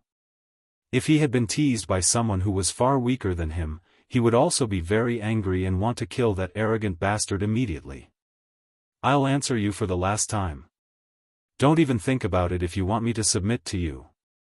Although he was not as strong as Mephisto's, Rog had no intention of kneeling down and admitting defeat. If he wanted to kneel down and admit defeat, he might as well kill him directly. At least this was simpler. After hearing Rog's answer, Mephisto's expression did not change at all, and the shocking aura he emitted disappeared. Before Mephisto's could make a move, Rog attacked first. Compared to defending and counterattacking, he preferred to take the initiative in the battle. Moreover, the enemy he was facing now was stronger than him. Defending and counterattacking would only put him further at a disadvantage. Immortal spell would release Descent of the Tree Realm. After entering Hell's immortal mode, Hell recognized his existence and no longer suppressed him all the time. However, Hell was Mephisto's territory after all. If he wanted to fight Mephisto's in Hell, he had to create a home ground that was suitable for him to display his strength. A lush forest immediately appeared on the barren land, adding a touch of green to the somewhat monotonous land. The moment the dense forest appeared, the trees and vines in the forest came to life instantly, fighting to attack the motionless Mephisto's. Although the forest formed by descent of the tree realm was not a natural forest, it was more useful than a natural forest. As long as Rog needed it, all the plants in the forest could be used by him. Whether it was controlling the plants to attack or defend, or using them to restrain the enemy, it was as easy as breathing.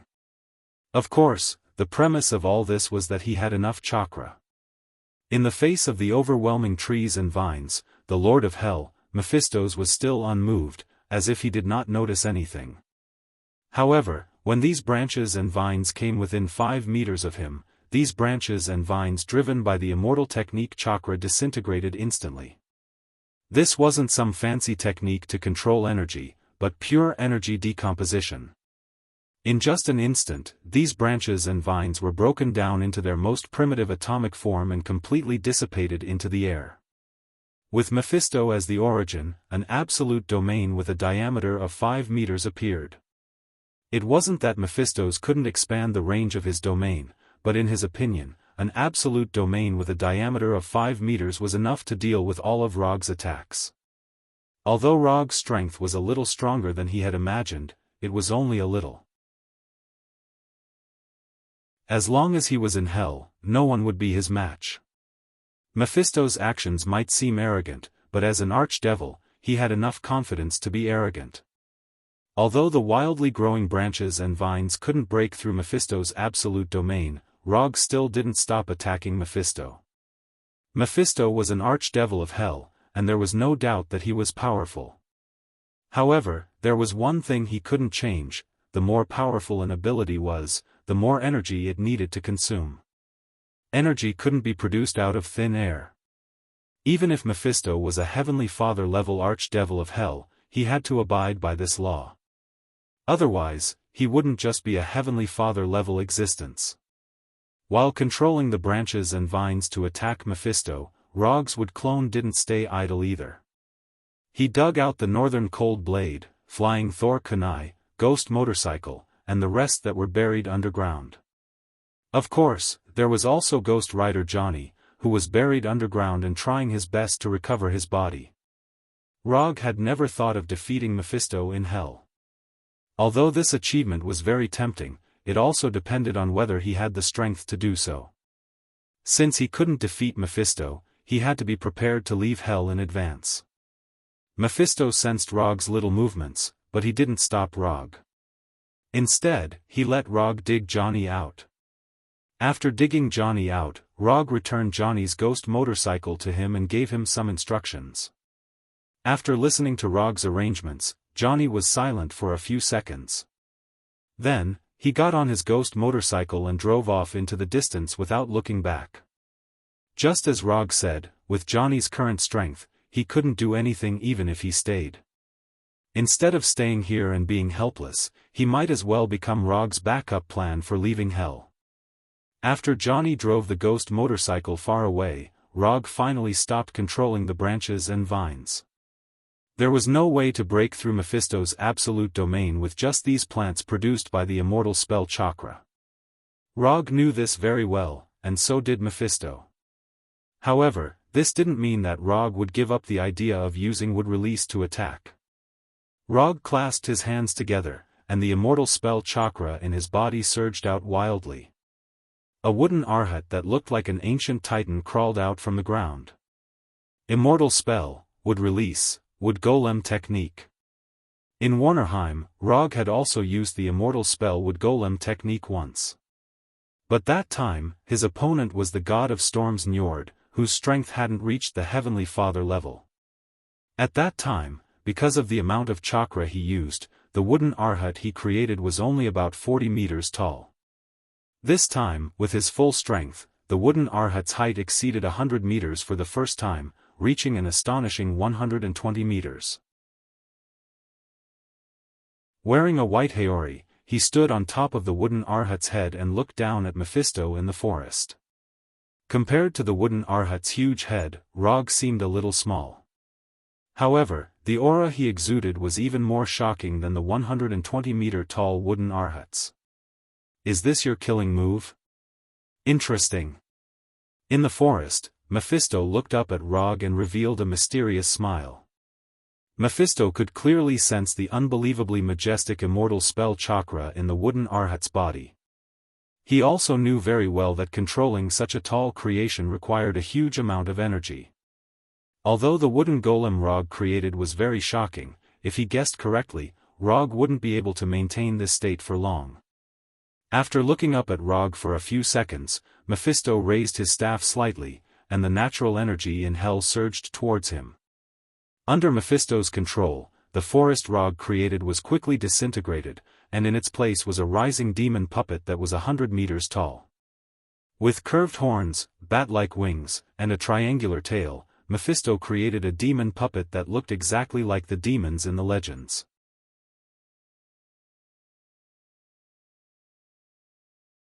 Chapter 326.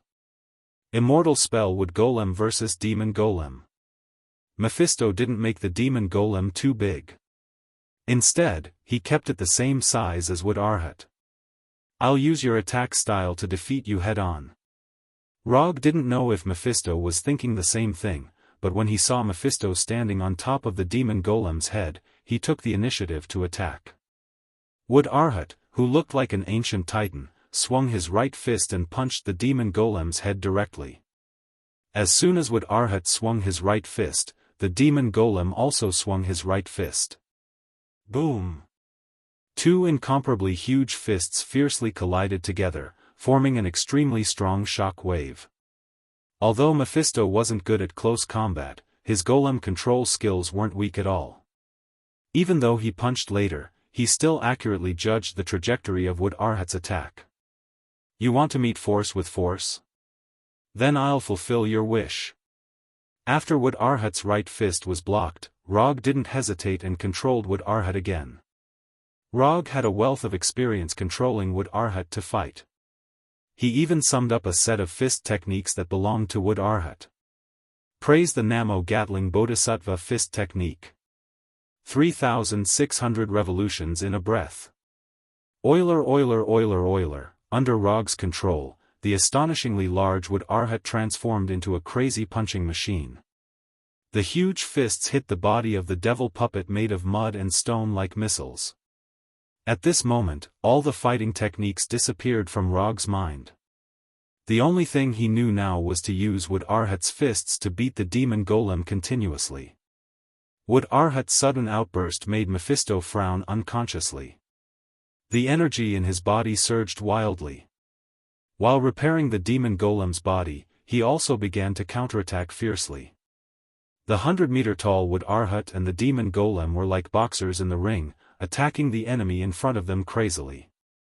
Broken wood and stone flew everywhere and fell to the ground like meteors. The shockwave produced by the collision of the fists exploded with a loud sound like a sonic boom. The fight between Wood Arhat and the demon golem created artificial earthquakes. The ground shook violently, and spiderweb-like cracks could be seen everywhere. On the surface, this was a fight between Wood Arhat and the demon golem. But in reality, this was Rog and Mephisto's energy confrontation. Whether it was controlling Wood Arhat to fight the demon golem or repairing their injured bodies, it required a huge amount of energy. As long as one side's energy was depleted, this earth-shattering fight would come to an end. As a Heavenly Father-level Lord of Hell, Mephisto's had an absolute advantage in terms of energy reserves. Whether it was the energy stored in his body or the natural energy that he could mobilize, he was far superior to Rog. So even if the demon golem was weaker, he wasn't worried at all. Unlike Wood Arhat, the demon golem was just a puppet that Mephisto had casually created. Other than being a little bigger, the demon golem didn't have any extraordinary abilities. Although Wood Arhat looked very ordinary, it was an out-and-out high-level wood-release ninjutsu. Wood Arhat not only had both attack and defense, but also had strong physical attack and defense abilities. It also had strong energy resistance. Ordinary energy attacks not only couldn't hurt Wood Arhat, but could also become a weapon for Wood Arhat to counterattack. The Bijadama was a typical example. Although Wood Arhat was fighting with the demon golem like a landslide and had a slight advantage, he was still a wood-release ninjutsu. But Rog knew very well that if this continued, he would definitely be the one to lose. The would-release ninjutsu was one of his ultimate moves, but the demon golem was just a puppet that Mephisto had casually created. The two weren't on the same level at all. What was even more troublesome was that his own chakra was rapidly decreasing. Once his chakra was exhausted, the Hell Immortal mode would automatically disappear. Without the buff of chakra, his strength would be further weakened. He didn't have much chakra, but the nine-tailed chakra couldn't be merged with natural energy, let alone be refined into chakra. Forget it, it's time to end it. After perceiving Johnny's current location, Rog decided to use his last card. Susanoo. The Susanoo formed by chakra appeared again. Compared to the 100-meter-tall wood Arhat, the 7 or 8-meter-tall Susanoo seemed a little small. However, this half-body Susanoo didn't last for long before Roger took the initiative to disperse it. Before transmigrating, Rog had imagined a scene. Or rather, a move that was more advanced than Gundam. Susanoo Great Buddha, 2 people destroy 4 countries. This was a sentence that Rog had read before transmigrating, and now, he intended to fulfill the first half of this sentence. Rog, who was standing on top of Wood Arhat's head, let out a miserable howl. The tearing feeling brought by the Susanoo's materialization and the stinging feeling brought by the Hell Immortal mode fused together, forming a bone-deep pain. The Susanoo that was scattered by Rog didn't dissipate. The light blue chakra began to cover Wood Arhat, and then materialized into the appearance of armor. Rog's Susanoo was originally only in the second form with flesh and blood. Under the buff of Hell Immortal mode, his Susanoo reached the third form with armor for the first time. At this time, the armor of Susanoo covered Wood Arhat's body. Pain, using Susanoo in Hell Immortal mode, only a madman like Rog would do this. And covering Arhat with Susanoo's armor was something that even Madara had never tried. Madara once used Susanoo, but it was just Susanoo covering Kyuubi's body. Covering Wood Arhat's body with Susanoo was a new experience that no one had ever experienced before, an inhuman experience of extreme pain. After using this shrunken version of Susanoo Great Buddha, even Rog, who had a strong will, couldn't help but kneel on one knee on top of Wood Arhat's head. After going back, he must practice Susanoo well. Although he was trembling with pain, Rog still had some messy thoughts in his mind. Although the cost of using it was a bit high, the effect was obvious. After putting on the light blue Susanoo armor, Arhat, whose momentum was already very amazing, showed a shocking power that was not weaker than Mephisto's. Susanoo Great Buddha. This was Rog's real trump card. When Arhat transferred the Susanoo armor, Mephisto's face finally became dignified, and he looked at Rog very seriously.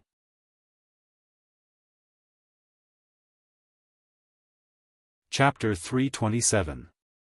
Although the battle didn't last long, Mephisto realized that Rog was more difficult to deal with than he had imagined. Or rather, he was more pleasantly surprised. Every time he thought that Rog was going to stop here, Rog would always come up with some new tricks and play one amazing trump card after another. If not for Rog's repeated rejections and provocations, Mephisto would have really looked forward to signing a contract with Rog and making him his strongest evil spirit subordinate. However, it turned out that Rog had no intention of signing a contract with him. Looking at Arhat, who was covered in light blue armor, Mephisto sighed as killing intent surged in his heart.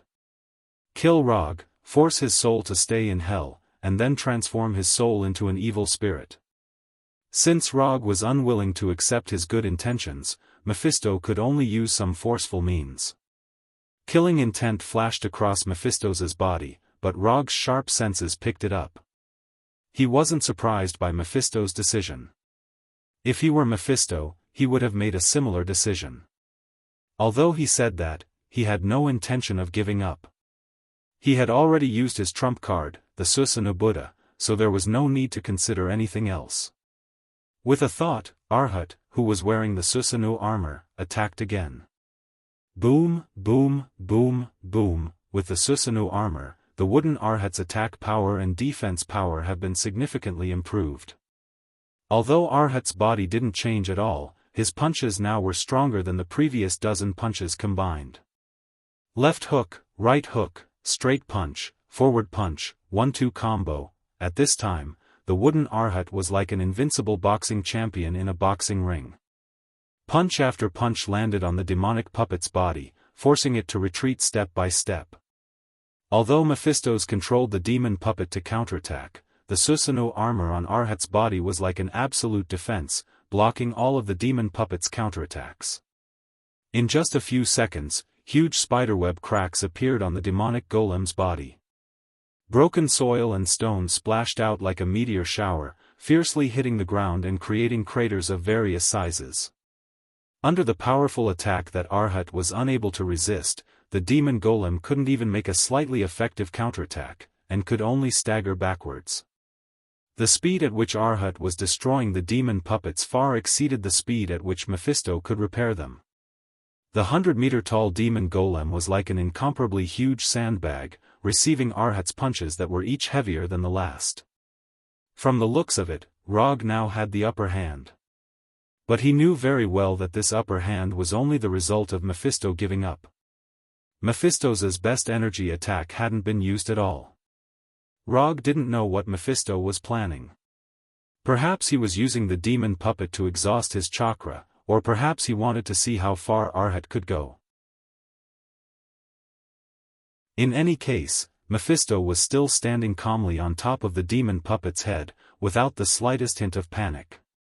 Although Rog really wanted to control Arhat to kill Mephisto with one punch, he knew that this could only be a fantasy.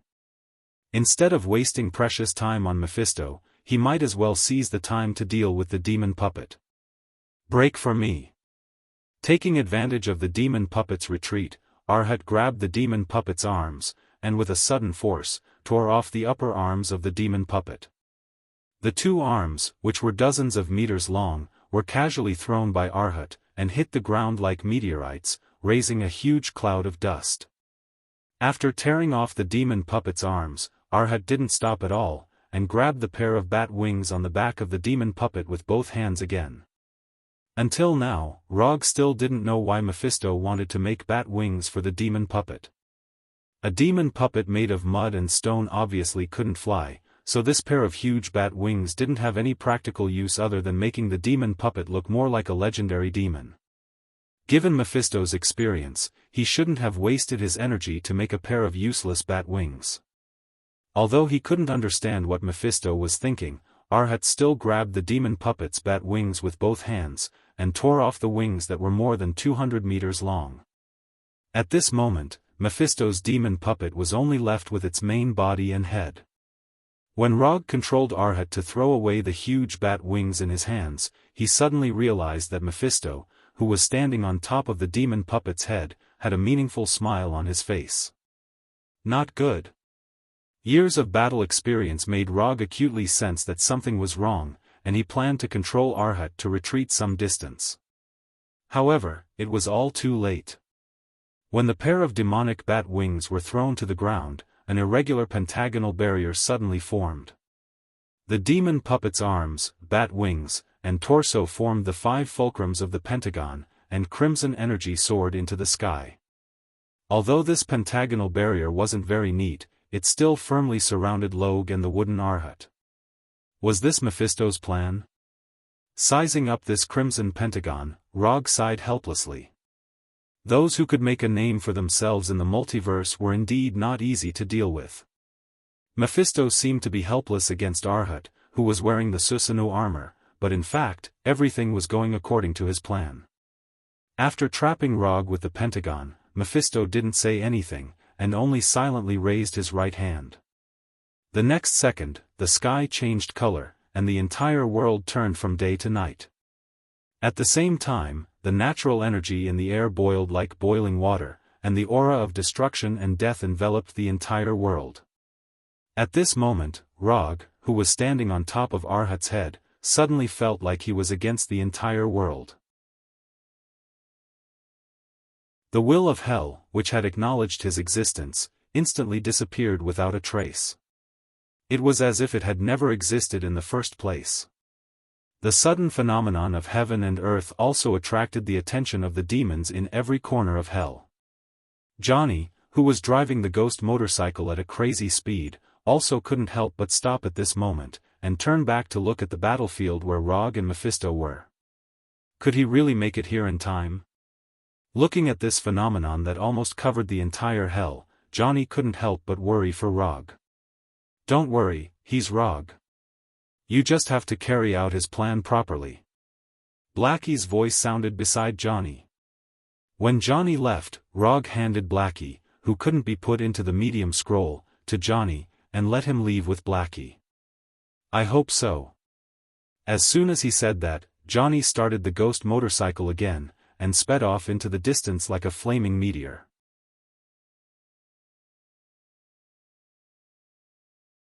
Chapter 328.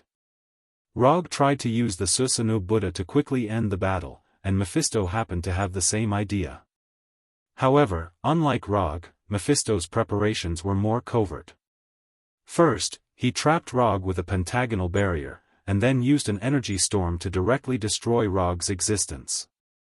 As long as Rog died, Mephisto would be able to control his soul at will. When the time came, not to mention transforming Rog into an evil spirit, it wouldn't be a problem to completely turn Rog into a demon. Apart from Johnny, it had been a long time since Mephisto had seen a soul like Rog's that could move him. No, this was an existence even more precious than Johnny's soul. Johnny the Ghost Rider was just one of his test subjects. He couldn't compare to Rog at all. A strong desire erupted in Mephisto's eyes, which made Rog, who was standing on Arhat's head, involuntarily feel a chill. It wasn't a good experience to be sized up by a male creature like this. The natural energy in the air was still boiling wildly. Before long, this natural energy would transform into a terrifying energy storm that would completely destroy Rog and Arhat. Although he had fallen into Mephisto's meticulously prepared trap, Rog still had no intention of giving up. It wasn't the first time he had been trapped by a barrier. Although he didn't know magic, he had his own way of cracking barriers. No matter what the principle of a barrier was, or how effective it was, at the end of the day, a barrier was just a barrier. And barriers could be broken with brute force.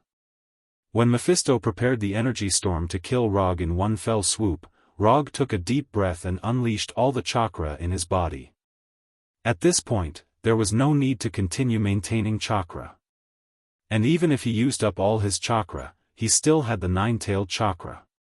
Although that would cause him to directly exit Hell's immortal mode, he couldn't care less at this moment. Mephisto immediately noticed Rog's actions, but he didn't take Rog's actions to heart. In his opinion, this was just Rog's desperate struggle. No matter what Rog did, he wouldn't be able to change his fate of dying in the barrier. This pentagonal blood-colored barrier was the tomb that Lord of Hell Mephisto had specially created for him. Under Rog's full power, the chakra in his body roared out like a flood. A massive amount of chakra gushing out of his meridians, leaving visible bloody marks on his body. As soon as the bloody scars that covered his entire body, the immortal's body recovered. Destruction and rebirth had reached a different balance's body to achieve a balance. And Rog didn't care about the pain coming from his body. At this time, he was already tortured to death by the pain of using Susanoo in Hell's immortal mode. Adding some additional pain to the already bone-deep pain naturally wasn't a big deal. The wooden Arhat's right hand was raised high, and an immortal art super jade Rasengan that was even bigger than the wooden Arhat's body appeared in his hand. The 7th Hokage Naruto used countless facts to prove one thing, that is, there is no enemy that can't be defeated by a Rasengan. If there is, then another Rasengan. If you can't defeat the enemy with a Rasengan, then it can only mean that the Rasengan you made wasn't big enough or strong enough. What Rog wanted to do now was to use facts to prove the 7th Hokage's point of view once again, and add a new record to the Rasengan's Rasengan tactics. Under Rog's full power, a huge Rasengan with a diameter of 300 meters was born. This super-huge immortal art super jade Rasengan spun wildly, and the flow of chakra even set off an equally huge super tornado. When this immortal art Super Jade Rasengan was formed, Rog still didn't stop, and covered it with the power of hellfire. In addition, he also mobilized a part of the Kyubi chakra and forcibly integrated it into this immortal art Super Jade Rasengan. The original blue and white immortal art Super Jade Rasengan also turned red and blue after the fusion of hellfire and Kyubi chakra. Outside the crazily spinning chakra, there was also a crazily spinning orange-red hellfire. Mokutan, Sage Mode, Susanoo, Super Jade Rasengan, Hellfire, Kyubi Chakra. If these things combined couldn't break Mephisto's pentagonal blood-red barrier, then Rog didn't need to think about anything else, and could just accept his fate and wait for death. Wooden Arhat originally didn't have the ability to use ninjutsu, but the possession of Susanoo gave him the possibility of using ninjutsu. This unprecedented immortal art Super Jade Rasengan that fused many kinds of power was, to a certain extent, the limit of what Rog could currently use. This red and blue immortal spell Super Jade Rasengan entwined with hellfire was the pinnacle of his strength. Whether this Rasengan could break Mephisto's pentagonal blood-red barrier, or what kind of damage it could do to Mephisto, this was Rog's last attack. After this move, victory or defeat, life or death, would be the final answer. Mephisto thought that he had forced Rog into a desperate situation, but Rog proved him wrong again. Looking at the red and blue ball in the wooden Arhat's hand, which contained immense power, Mephisto suddenly laughed. This kind of aura, this kind of willpower, this was an opponent worthy of him taking seriously. Only this kind of existence can become the sharpest weapon in my hands, and bring the glory of hell to the multiverse.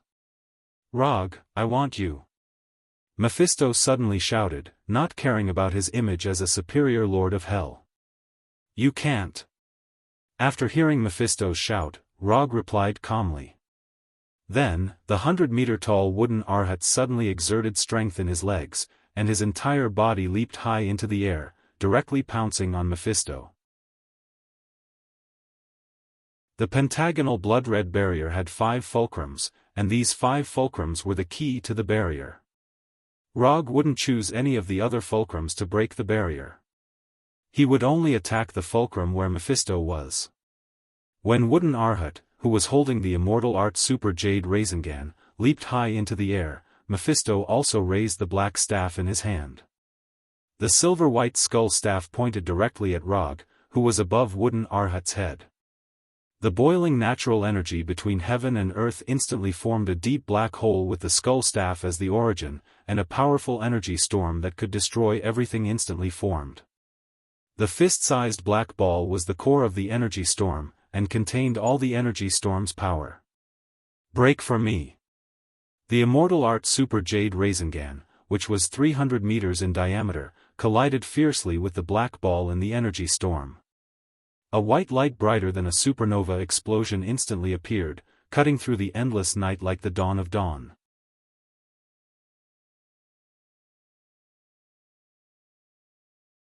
Chapter 329.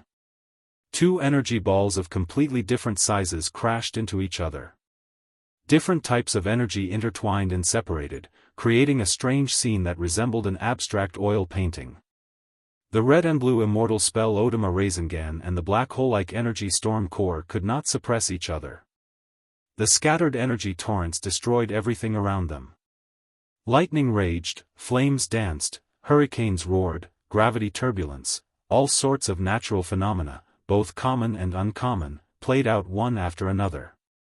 It was like an apocalyptic disaster, but also like the birth of a new world. When the immortal spell Odama Rasengan collided with the black hole-like energy core, what happened next was no longer something Rog and Mephisto could control. At this point, even if they wanted to stop, it was already too late. They were the ones who had created this scene, but they could not decide the final outcome. Unless one side ran out of energy, or the balance between the two was broken, this phenomenon could only come to an end. Time flew by, but now it felt like an eternity. The short span of 2 to 3 seconds felt like a century or two to him. Under Rog and Mephisto's anticipation, the balance between the immortal spell Odama Rasengan and the energy storm core was finally broken. An indescribably terrifying explosion erupted. Unlike normal energy explosions, this one was strangely quiet, as if someone had pressed the mute button. It was so quiet that it made one not know what to do. On this devastated land, a ball of light that resembled the sun slowly rose. The blazing white light became the only color in the entire world. Boom! When this orange-red ball of light spread to the horizon like the sun, the long-awaited explosion sounded. It was as if a crack had been torn in the sky. The vast land welcomed an unprecedented earthquake, and the natural energy in the air was swept away. The moment the immortal spell Odama Rasengan and the energy storm core exploded, Rog connected to the flying Thor on the ghost motorcycle. He broke through the restrictions of space and appeared behind Johnny in an instant. Run, full speed ahead. Although Rog didn't suffer any serious injuries, the exhaustion from the depletion of chakra made him look as weak as a seriously ill patient. If it wasn't for the nine-tailed chakra maintaining his consciousness, he might have already fainted. After hearing Rog's words, Johnny didn't dare hesitate at all and immediately accelerated the ghost motorcycle to its maximum speed. In order to leave Hell and return to the human world, Johnny had to drive the ghost motorcycle. Therefore, after digging Johnny out of the ground, Rog had already arranged a retreat plan. Johnny drove the ghost motorcycle away first, widening the distance between them and Mephisto as much as possible. After the outcome between him and Mephistopheles was decided, he would immediately appear behind Johnny in the Flying Thunder God and return to Earth on Johnny's ghost motorcycle. Rog's attempt to leave Hell on the ghost motorcycle couldn't be hidden from Mephisto, but he didn't plan on hiding it from Mephisto. What he needed was just a little bit of time. Mephisto, who was at the center of the explosion, sensed Rog's departure, but unlike what Rog had guessed, he didn't chase after them but let them leave Hell. "We'll meet again, we definitely will." Mephisto looked in the direction Rog and Johnny left with an inexplicable smile on his face. When Johnny drove the ghost motorcycle through the portal made of hellfire, Rog finally breathed a sigh of relief. This trip to Hell had finally come to an end without any mishap. Time passed in a flash. It was already the 7th day since Rog returned to the human world, which was the main universe's Earth. At this time, he was wearing a dark red classical mage robe and lying on the roof of a building, basking in the sun. He wasn't at Konoha's headquarters in Washington, nor was he in his secret nest in New York. Instead, he was in Kathmandu, Nepal. To be precise, he was in Kathmandu, Nepal at Kamartaj. As for why he was here and wearing Kamartaj's mage robe, it was a bit strange, but it was quite reasonable. When he and Johnny returned to Earth through the Hellfire portal and returned to US Route 69 where they had left before, Sorcerer Supreme Ancient One walked out of a glittering portal and then carried out a detailed examination of the two of them that they couldn't understand.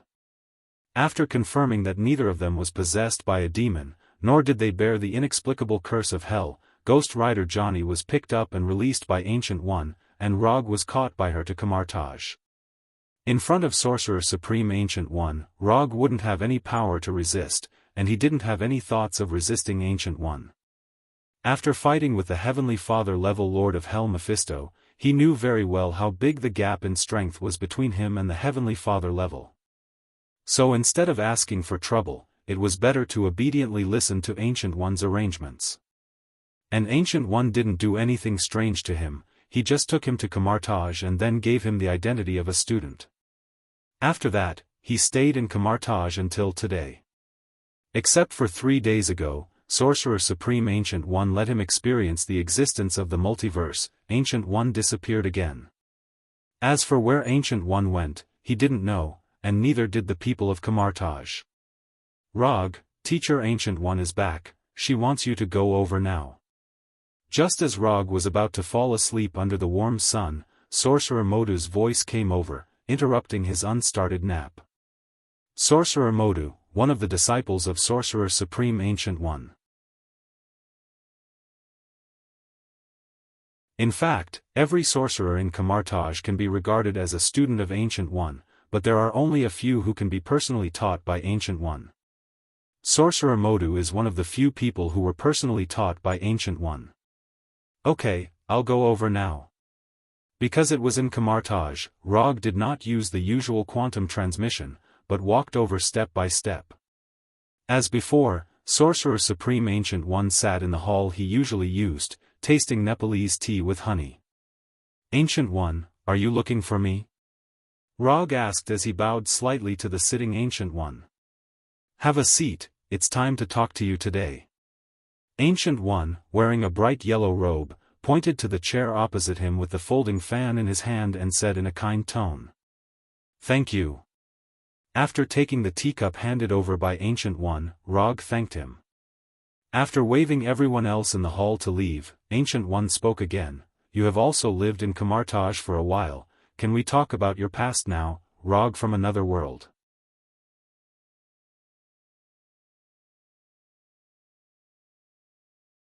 Chapter 330. Ancient One opened his mouth and told Rog's biggest secret. If the person sitting in front of Rog now was not Ancient One, but someone else, Rog would definitely reply, I'm not, I didn't, you're talking nonsense. But since the person who said this sentence is Ancient One, there is no need for him to continue to hide it.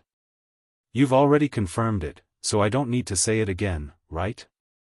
Like Ancient One, Rog at this time also has a calm look on his face, quite like a dead pig that is not afraid of boiling water.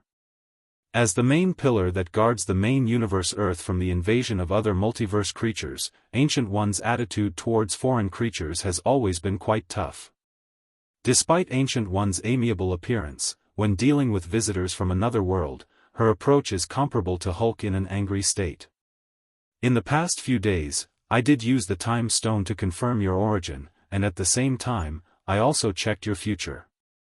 Speaking of this, Ancient One took a sip of the honey tea in his hand, and then continued, even the time stone can only be traced back to the day you appeared in New York. As for your previous experience, it is an eternal nothingness. Compared with your empty past, your future is much more exciting. Hearing this, Rog also raised a strong curiosity, curious about what kind of future Ancient One saw. Can I ask about the future you saw? I don't mind if you spoil my future in advance. Although the future is not static, and every decision made now may affect the future outcome, Rog still wants to know what kind of future Ancient One saw. Of course, although your future has tens of millions of endings, in the final analysis, it can basically be summed up into two categories. If it was any other time, Ancient One would never talk about the topic of the future with people, let alone tell them what he had seen. However, Rog, who is sitting in front of him now, is an exception, the only exception. As for whether this is related to Rog's identity as a traveler, only Ancient One himself knows. The first kind of ending is, you die. After hearing Ancient One's answer, Rog was stunned for a moment before he reacted. Ancient One definitely doesn't mean that he died normally, after all, he can't have eternal life. Since it wasn't a natural death, the answer was obvious. With his personality and the suicidal thoughts he had from time to time, he must have died in some battle, at the hands of some person or existence. May I ask who killed me the most? Slayer Lord. Ancient One gave an answer that he had expected. However, he was curious about one thing. If he remembered correctly, Thanos who didn't collect all the Infinity Stones would only have the strength of Yation's father level. If Rog's judgment was correct, his current strength should also be at the level of an inferior Heavenly Father. He was slightly stronger than the Earth's God level, but weaker than the Heavenly Father level, so it was not an exaggeration to say that he was a lesser Heavenly Father level. He now has control of the reality gem, so when he faces Thanos in the future, he will not face Thanos who has collected all the Infinity Gems. A Thanos who hasn't collected all the Infinity Stones is actually the one who has killed him the most times, which is a bit interesting. What about the second kind of future? Rog didn't ask how he died in the hands of Thanos, because it didn't make any sense. A misjudgment in the battle may lead to his own death, and there will be a lot of future extensions, so there is no need to ask. You should have an answer to the second kind of future long ago. After all, this is your goal all along. You have become a god, you have become the god of ninjas who is famous in the multiverse. Starting from human beings, you have ascended the throne and become a true god. I don't know why, ascending the throne, which sounds very awesome, when said by Ancient One, is like congratulating you on your graduation, it seems so ordinary. I understand, my future is either to become the god of ninjas, or to die on the way to becoming a god. Anyway, there won't be any ordinary ending. It's pretty good, at least the whole life looks quite wonderful. Sorcerer Supreme Ancient One didn't tell Rog's future in advance, it was better to let him understand the real choice in his heart. Your future, I spoiled it to you in advance, so shouldn't you introduce your past? Equivalent exchange. Although Ancient One is not an alchemist, there are some principles that are common to both mages and alchemists. I am indeed not from this world. The reason why I came here is actually an accident. According to the plan, the world I should go to is a ninja world. For some reason I don't know, I came here and became a ninja. You should know the next thing, so I won't say much. Rog briefly explained why he had transmigrated to this world. Although this explanation seems to say nothing, it is the truth. Thank you for your honesty, although I don't know what kind of world the ninja world you are going to is, but since you are here, this may be the real arrangement of fate for you.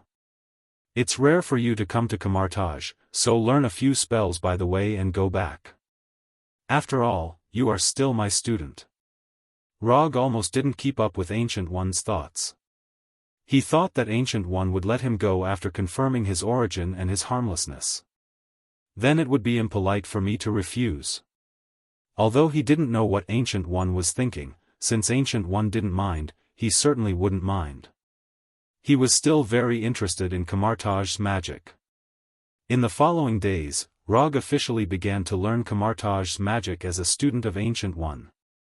Then, he finally figured out a question that he had wanted to know the answer to for a long time. Sharingan can't copy magic. Although Camartage's magic doesn't need to be recognized by some existence to learn it, before casting magic, it needs to collect energy from other spaces in the multiverse, and then cooperate with spells or gestures to cast it smoothly. Sharingan can copy the spells and gestures when casting magic, but the energy that drives magic, that is, magical power, Sharingan can't do anything. Ordinary magic can be cast as long as one has magical power. But there are some special magic that requires the approval of the corresponding existence to cast, such as some white magic in the system of the Wei Shan Emperor. The Sorcerer Supreme didn't teach Rog too many complicated magic. Basically, he gave him a few common magic of Camartage. Portal, Mirror Dimension, Ring of Lagador, Astral Projection. Although the number is not much, Rog is very satisfied. After all, his job is a ninja, not a sorcerer.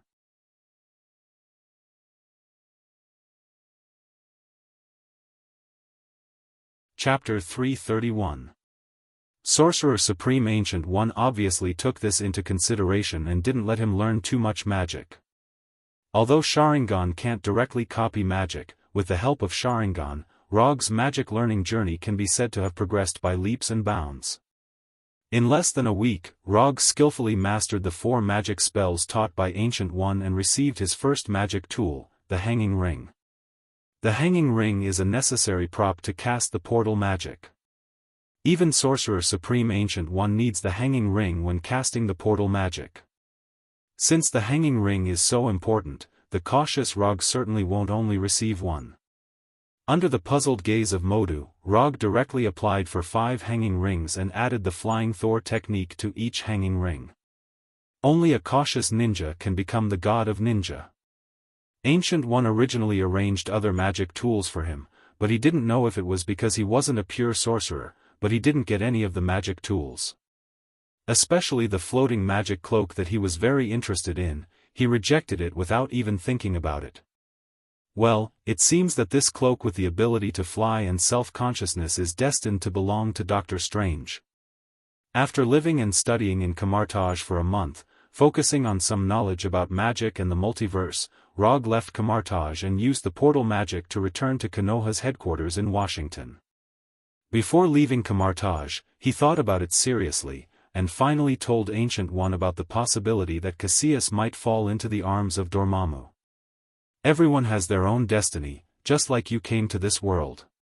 For Cassius' future, Ancient One only replied to him with an ambiguous sentence. Since Ancient One said so, Rog naturally didn't continue to worry about anything. He said goodbye to Ancient One and Modu and returned to Konoha. Although it hasn't been long since he left Konoha, when he walked out of the golden portal, he suddenly felt like he had returned home. After letting Hinata inform the news of his return, Rog returned to his office, leaned back in his chair, and sighed. After fighting Mephisto, the Lord of Hell, he finally understood the difference in power between him and a Heavenly Father. His fight with Mephisto seemed to have ended in a draw, but he knew that he had already lost. That unprecedented immortal spell, Super Jade Rasengan, was the limit of his current power, and the core of the energy storm created by Mephisto was obviously just an ordinary ultimate move.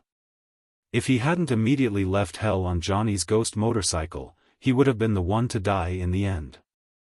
Aside from figuring out the difference in strength between himself and the Heavenly Father tier, his other gain was that he had roughly deduced the limits of the system. Without adding in other factors, the Heavenly Father level should be the limit that the system could reach. In other words, the Immortal of the Six Paths had the power of a Heavenly Father. If he wanted to break through the Heavenly Father level and obtain universe level or multi-universe level power, he had to create his own path of ninja based on the foundation provided by the system, which was different from Sennin Rikudo's path of ninja. Using the ninja power of the Naruto world as a foundation, integrating the power of the Marvel world, and finally creating his own path. This was the path that belonged to him as the god of ninja. This seemed difficult, but he had already started part of it unconsciously. If the spiral electromagnetic gun opened the way for him to develop his own ninjutsu, then Hellfire Release and Hell Mode were equivalent to opening the door for him to integrate the power of two worlds. As for what was behind the door, and what kind of scenery there would be, he didn't know yet. Forget it, he didn't want to think about it. Anyway, this world wouldn't be destroyed for a while, and he still had a lot of time to slowly think about his future. Thinking of this, he opened the system's property panel and took a look. Unspent ninja coins, 230. Johnny's commission was judged to be completed by the system, and the corresponding ninja coins reward has been sent. Looking at his current unspent ninja coins, and looking at the various icons on the exchange page, he closed the system with some helplessness. I'm still too poor, work hard, work hard. Because he had already rested in Camartage for a while, after returning to Konoha, he didn't intend to continue to rest, and directly opened some of the documents and commissions that he had accumulated before. Just as he browsed through the commissions registered by Hinata, he saw two familiar names. The client was Tony Stark, and the content of the commission was to rescue the kidnapped Banner Bruce. What's going on? Banner was kidnapped? Why did Tani commission through this channel? Hinata, what's this commission about? Rog immediately called out Hinata. Hinata's holographic image appeared in front of him and began to explain the ins and outs of the commission. It was indeed Tani who issued the commission. The reason why he commissioned on Rog's private commission website was purely because he couldn't contact Rog. The time of the commission was more than half a month ago. At that time, Rog was studying magic and the multiverse in Camartage. According to Tani, it was a dark and windy night. A group of unknown enemies broke into the new base of the Avengers in the suburbs of New York and kidnapped Banner in front of everyone. On the night of the kidnapping, Tani wasn't in the Avengers base. To be precise, he wasn't in that base every night. Now, only Rogers, Phantom, and others live in the base all year round. The kidnapping happened very suddenly, and it was obvious that it was specifically targeted at Banner. Banner was kidnapped before he even had time to transform. After a later investigation, it was found that the organization that kidnapped Banner was not an organization or force on Earth, but an alien. Among all the people Tani knows, only Rog and Thor have experience in this kind of alien travel, so he went to Rog. As for why he didn't go to Thor, the reason is simple. No one knows how to contact Thor in Asgard. After listening to Hinata's report, Rog had to admit that the timeline he knew was getting more and more unreliable. Even Banner was kidnapped, how could this world be any better? Although he thought so in his heart, he still has to do what needs to be done. Even if it's not for Tani and Banner, he still needs to help Hulk. Hulk is his friend. Contact Tani and tell him that I've accepted the commission. I'll go to their new base tomorrow. A group of aliens came to Earth to kidnap Banner? For some reason, Rog always felt that these aliens didn't want to kidnap Banner, but Hulk in Banner's body.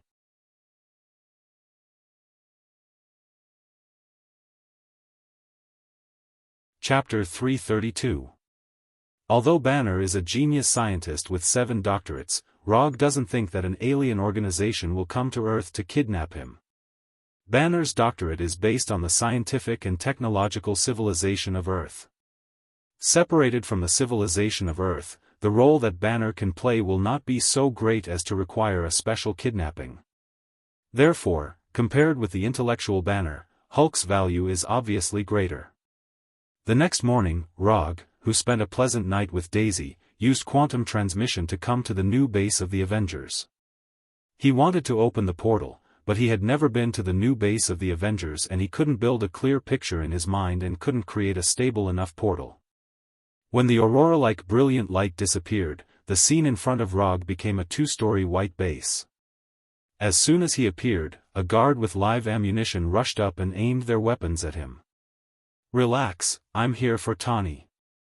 After discovering that the person who came was Yondaime Rog, the guards put down their weapons and took him to a reception room in the base. It didn't take long for Tani, wearing an expensive custom-made suit, to come to him with Rogers and others. In addition to the old faces such as Black Widow and Hawkeye, he also saw several newcomers who were not particularly familiar with them, including Colonel Rhodes, whom he had met once. Colonel Rhodes, the War Machine, Sam the Falcon, and Scott the Ant-Man, who didn't look very smart but actually had a master's degree in electrical engineering. When he was at Konoha's headquarters yesterday, Rog took the time to look at the recent development of Avengers. Since the Soul incident caused by Ultron, Avengers has been a lot more low-key, or rather, a lot more low-key on the surface. After suffering several losses in the mouth of the media and public opinion, Avengers finally learned to act in a low-key manner. This includes but is not limited to Tani's direct acquisition of several news media and newspapers. It seems that you have been developing well recently. Not only have you added several new members, but you have also inherited the legacy of S.H.I.E.L.D. very well. Not bad, well done. S.H.I.E.L.D. has been officially disbanded since the helicarrier incident in Washington. Most of the intelligence network and intelligence personnel were absorbed by Konoha, while the operational personnel and logistic support were absorbed by the replicas. In a sense, S.H.I.E.L.D. was dismembered by Konoha and Fu Lien. The guards just now had a very obvious S.H.I.E.L.D. style. If nothing unexpected happened, they should be former S.H.I.E.L.D. agents. Enough with the pleasantries. Banner has been kidnapped for more than half a month. We need to rescue him as soon as possible. None of us have any experience in extraterrestrial operations, so if you don't mind, I hope you can lead the rescue team this time. Tani sat on the sofa opposite Rog and said with a serious face. Obviously, before Rog arrived, the Avengers had already communicated in advance. Just by looking at their current attire, one could tell that they were ready to set off at any time. Except for Tani and Colonel Rhodes, who did not wear Iron Man armors, everyone else was basically dressed for action. Of course, Illusions were an exception. The clothes on Illusions were all changed by him, so things like operational attire have no meaning to him. Well, I'll interrupt you for a moment. you may be underestimating the danger of extraterrestrial operations. To put it bluntly, all of you here, except for illusions, don't have the ability to act on extraterrestrial planets. Rog was not deliberately attacking the members of the Avengers, he was just telling the truth. Let's not talk about whether you have a spaceship or not, just the strange natural environment on an extraterrestrial planet may kill you. Although not every planet is unsuitable for human survival, but to be honest, the human body is really fragile. On the Earth, this may not be obvious, but once you leave the Earth and face an extraterrestrial race, this will be particularly obvious. So my suggestion is that I will go alone to rescue Banner. As soon as Rog finished speaking, there were several objections on the opposite side. Among them, the most intense objection was not from Tawny, nor from Captain America, but from Black Widow Natasha. Of course, Tawny and the others also considered what Rog said. For this reason, Tawny also specially designed equipment to fight in an extraterrestrial environment. It's just that they haven't really left the Earth after all, so they haven't considered many situations. And more importantly, Rog obviously doesn't want to take so many people to rescue Banner. After a few minutes of internal discussion, Tawny finally gave their reply. We may not be suitable for extraterrestrial operations, but Illusions doesn't have any concerns in this regard. He can go with you. Although Illusions looks like a human being, he is not a real human being after all. No matter how harsh the environment is, Illusions can survive. In their internal plan, Illusions is also the first choice for this operation. However, their proposal was directly rejected by Rog. Illusions won't work. Taking Illusions to rescue Banner will only increase the difficulty of the rescue. Why? It was not Tawny who asked, but Rogers of the American team. The reason is very simple. There is a very powerful madman in the universe who is collecting Infinity Stones, and the one on Illusion's head happens to be one of the targets. Letting Illusions with Infinity Stones appear in the universe is no different from taking the initiative to deliver the goods. Rog explained briefly. Although he is not particularly afraid of Thanos now, he doesn't want to deal with a difficult enemy like Thanos in the process of rescuing Banner. It's not appropriate for you to rescue Banner alone. Banner is a part of the Avengers anyway, and we must have someone to go with you. Tony and Rogers didn't say anything. Instead, it was Natasha who spoke. Rog glanced at Natasha thoughtfully, and he couldn't help but think of the looming emotional line between Natasha and Banner. If you insist on setting off together, then I can only bring the two of them. Other than the two of them, no one else is allowed to come. After that, Rog pointed to Natasha and Scott, who was standing at the back. Scott? He just joined the Avengers not long ago, and his experience is not particularly rich. Why don't I or Barton go? Rogers of the American team glanced at Scott and then volunteered. No, it can only be the two of them. Scott's ability is more suitable for this mission. In order to rescue Banner, Rog has no shortage of combatants. What he needs is a team member with special talents, and Scott is a good candidate. As for Natasha, it's because she has a good relationship with Banner and Hulk. Let's do this, Rog, you take Agent Romanoff and Scott on this trip. In the end, Tawny made the final decision and determined the members of the rescue team.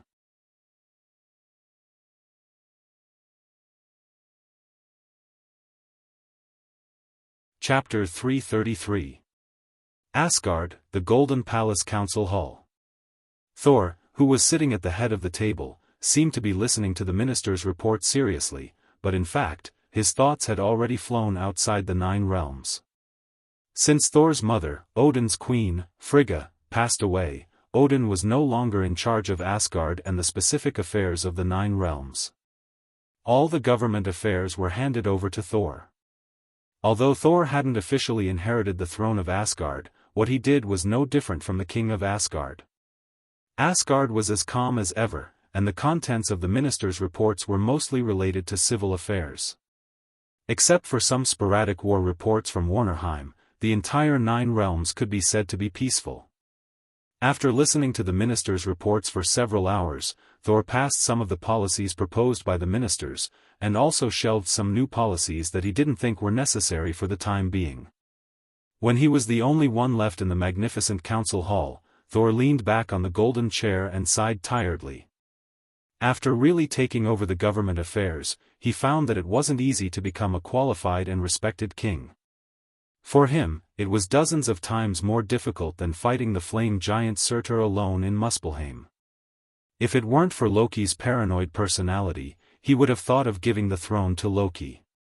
But this thought only lingered in his mind for a few minutes before it was completely thrown to the back of his mind. Thor, who was leaning back on the chair, closed his eyes and enjoyed this rare time of relaxation. He summoned Thor's hammer, Mjolnir, that he hadn't waved for a long time, and waved it casually in his hand. Half an hour later, he had to inspect the barracks and set new assessment standards for Asgard's palace guards. I really want to fight. Since returning from Svartalfheim, the kingdom of the Dark Elves, he hadn't engaged in any battles, and he didn't even fly with Thor's hammer more than a few times. Just as he was considering whether to include himself in the list of assessment instructors for the palace guards, the door of the council hall was pushed open. Two adult males, firm steps, reasonable strides, stable frequency, good skills. Through the sound of footsteps, Thor quickly judged the strength of the two visitors. Because he didn't have any chance to fight personally, he could only use these little tricks to satisfy his inner desire for battle. Thor, long time no see. Before Thor opened his eyes, a familiar voice sounded. This is Rog's voice? After hearing Roger's words, Saul suddenly opened his eyes. He quickly came in front of Roger and gave him a strong hug. Rog, why are you here? Forget it, these are all trivial matters. Since you are here, then accompany me for a few moves. As he spoke, Thor did not forget to pat Rog on the shoulder excitedly, and a long-lost smile appeared on his face. In order to maintain the so-called majesty of the king, Thor had to put on a serious face when facing his ministers and other subordinates. Only when he saw Rog and other friends would he show a sincere smile. There's no hurry. I came here this time to ask you for help. As soon as Rog finished speaking, Thor's face changed from excitement to nervousness, and he quickly asked, Is there something wrong with Jane? Looking at Thor's rapid change of face like a Sichuan opera, Rog silently criticized him in his heart for valuing women over friends. Jane is fine, she is fine and safe. It was Banner who had an accident. Banner was kidnapped by a cosmic force. I came here this time to borrow the Bifrost. I need to bring that big green guy back to Earth safely. Rog briefly explained the ins and outs of the matter, including the fact that he was going to take Natasha and Scott to rescue Banner, as well as the spaceship and weapons used by the kidnappers at the time. After listening to Rog's description, especially after watching the pictures taken by the surveillance of the restoration base, Thor frowned slightly and said slowly, judging from the personnel and equipment, these kidnappers should be space pirates or criminals. As for which force they belong to, I can't tell for the time being. But don't worry, I will ask Asgard's intelligence personnel to pay attention to these people. Once I find anything, I will inform you immediately. After that, Thor pulled Rog and left, and without saying a word, they came to a training ground in the Golden Palace. I can lend you Bifrost, and I will ask Heimdall to assist you. But in return, you will have to fight with me. As soon as his voice fell, Thor's hammer Mjolnir flew into Thor's hand. After a fierce silver-white lightning, Thor, wearing armor and a red cloak, returned. Without any hesitation, Thor raised the Thor's hammer in his hand and directly attacked Rog. More than 20 minutes later, Thor, with a bloody nose and a swollen face, lay in the messy training ground with a satisfied look on his face. He had an indescribable sense of satisfaction. Rog, who was fighting with him, was not much better. His hair was messy, he was sweating profusely, and his right arm couldn't stop trembling. Although he and Saul did not use any powerful moves, it was just a simple exchange of punches and kicks and fighting skills. But with their amazing physique and strength, they still destroyed the training ground.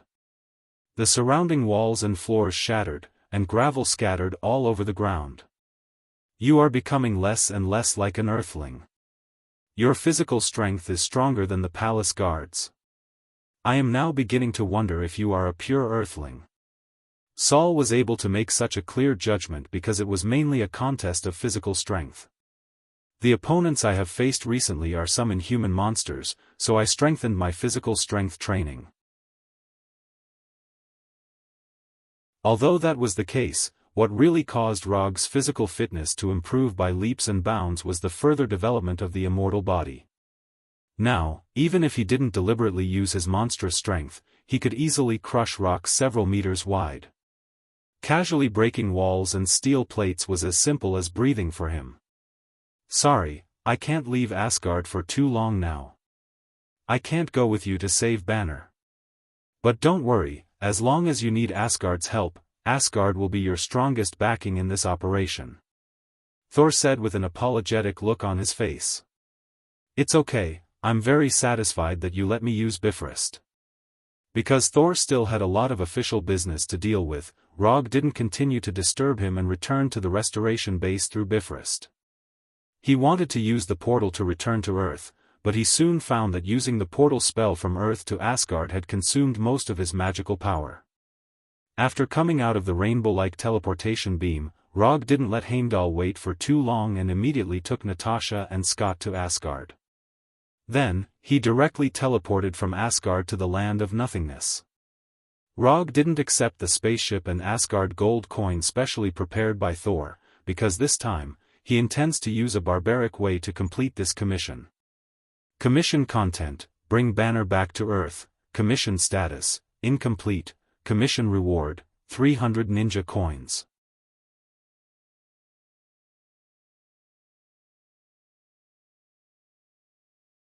Chapter 334.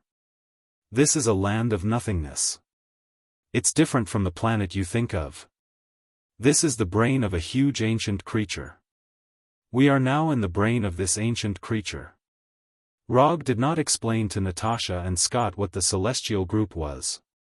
He simply described it as the brain of an ancient creature. Even in the universe, not many people knew about the celestial group. Therefore, instead of wasting time to explain the celestial group, it was better to just use the common impression of the universe. As for why Rog knew about this, it was all thanks to Ronan's selfless contribution. In the Kree battleship left behind by Ronan, there was a large amount of knowledge about the universe. Rog had just browsed through it. Don't ask too many questions. This is my first time here too. This is the universal language translator. It was provided by a kind person. Most of the universal languages are recorded in it. Bring it with you and you will be able to communicate with other alien races. After that, Rog passed 2 universal language translators to Natasha and Scott and gestured for them to wear it. Also, let me remind you. Although this is a chaotic land without any laws, there is one thing you must pay attention to. Do not provoke the Daifan group. Daifan group? What's that? Ant-Man Scott asked curiously. Do you see those robots that look like they are absent from work? Those are the Daifan group's collection robots. A few hundred years ago, the Daifan group sent people to mine the organic substances in the skulls. The collected bones, brain tissue, spinal fluid, etc. are all rare resources. They are very valuable in the black market.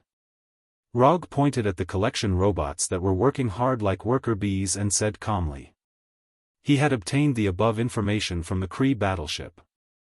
The Daifan group was established by the collector Talia Daifan. The collector was one of Rog's targets. Oh right, let me remind you. There are many intelligent races in the universe. Some of them are exactly the same as the humans on Earth. However, they are not from Earth. After hearing Rog's reminder, Natasha and Scott nodded silently. Then, they continued to observe this magical place that was like a sci-fi city. It was their first time leaving Earth and coming to such a magical place. This was an unprecedented experience for Natasha and Scott. However, while they were sizing up the land of nothingness, many intelligent humanoid creatures were sizing them up as well. There was nothing wrong with Asgard's Bifrost. It was reliable for both civilian and military use. If there was a flaw in the Bifrost Bridge, it would be that the teleportation of the Bifrost Bridge was a little too gorgeous, so gorgeous that it was eye-catching. Why are they looking at us like that? Are they here to cause us trouble? Although they all had humanoid bodies, Scott couldn't help but gulp when he saw these aliens. He quietly walked up to Rog and asked in a low voice, "What are you doing?" Our entrance was too ostentatious. As for whether they are here to cause trouble for us, I'm not sure yet. Unlike Scott, who was extremely nervous, Rog had a calm look on his face. It was as if the people gathered in front of them were not aliens, but a group of pet dogs. What should we do now? Attack them, or just leave? Scott was indeed inexperienced. Not to mention Rog, even Natasha, who was also experiencing an alien trip for the first time, was much calmer than him. Either is fine. If your hands are itchy, you can go up and play with them. As soon as Rog finished speaking, Scott shook his head vigorously and retreated behind Rog. Not only was this guy inexperienced, but he was also not brave enough. He didn't have the demeanor of a superhero at all. Newcomers, which planet are you from? Do you know that you have to pay a toll to come to the land of nothingness? You can only move freely in the land of nothingness after you pay the toll. Do you understand? It seemed that he could tell that this was the first time Rog and the other two had come to the land of nothingness. A burly man with a height of more than 2 meters, dark red skin, and sharp teeth walked out of the crowd and said arrogantly. Before Rog could say anything, the burly man of unknown race spoke again. Look at you guys. I don't think you've prepared a toll. But you're in luck. I'm in a good mood today, so I won't argue with you about the toll. Hand that chick to me, and you don't have to pay the toll. If you run into any trouble here, you can mention my name. I'll protect you. How about it? It's a good deal, isn't it? Send that chick over, quick. The burly man held a gun thicker than Rog's thigh in his hand, as if he was certain that they would be defeated. He waited confidently for Rog and the others' reply. Rog did not expect that the first trouble he encountered in the land of nothingness would be caused by Natasha. However, even if Natasha wasn't here, the burly man would probably find other excuses to cause trouble for them. Thinking of this, Rog couldn't help but think of an alternative statistic he saw on the Carey battleship. According to the statistics, the intelligent races in the universe had a surprisingly consistent evaluation of the attractiveness of the opposite sex. In other words, if a blue-skinned Carey woman was popular in the Carey Empire, then this Carey woman would also be popular among the green-skinned Skulu people. Because there were as many intelligent races in the universe as there were stars in the sky, most of the races in the universe were extremely tolerant of the opposite sex of other races. According to what Rog knew, there was a certain marauder from Earth who would not reject anyone in this aspect. Because they were all wearing universal language translators, Rog and the others could clearly understand the burly man's meaning. Thus, Rog gave his own answer. Bang! The sound of a gunshot instantly rang out. The light blue chakra bullet instantly pierced through the burly man's head, completely exploding his head. Because the speed was too fast, the people present didn't even notice when Rog pulled out his gun. Remember what I said just now? This is the land of chaos without any laws, so here, you can kill if you want to. Roger smiled and said to Scott and Natasha behind him. Then, he fired 3 more shots. Bang! Bang! Bang! After 3 bullets, there were 3 more corpses with their heads blown off on the ground. If it was any other place, Rog's action of shooting without saying anything would definitely cause a commotion. But not here, because this is the land of nothingness, a real land of chaos.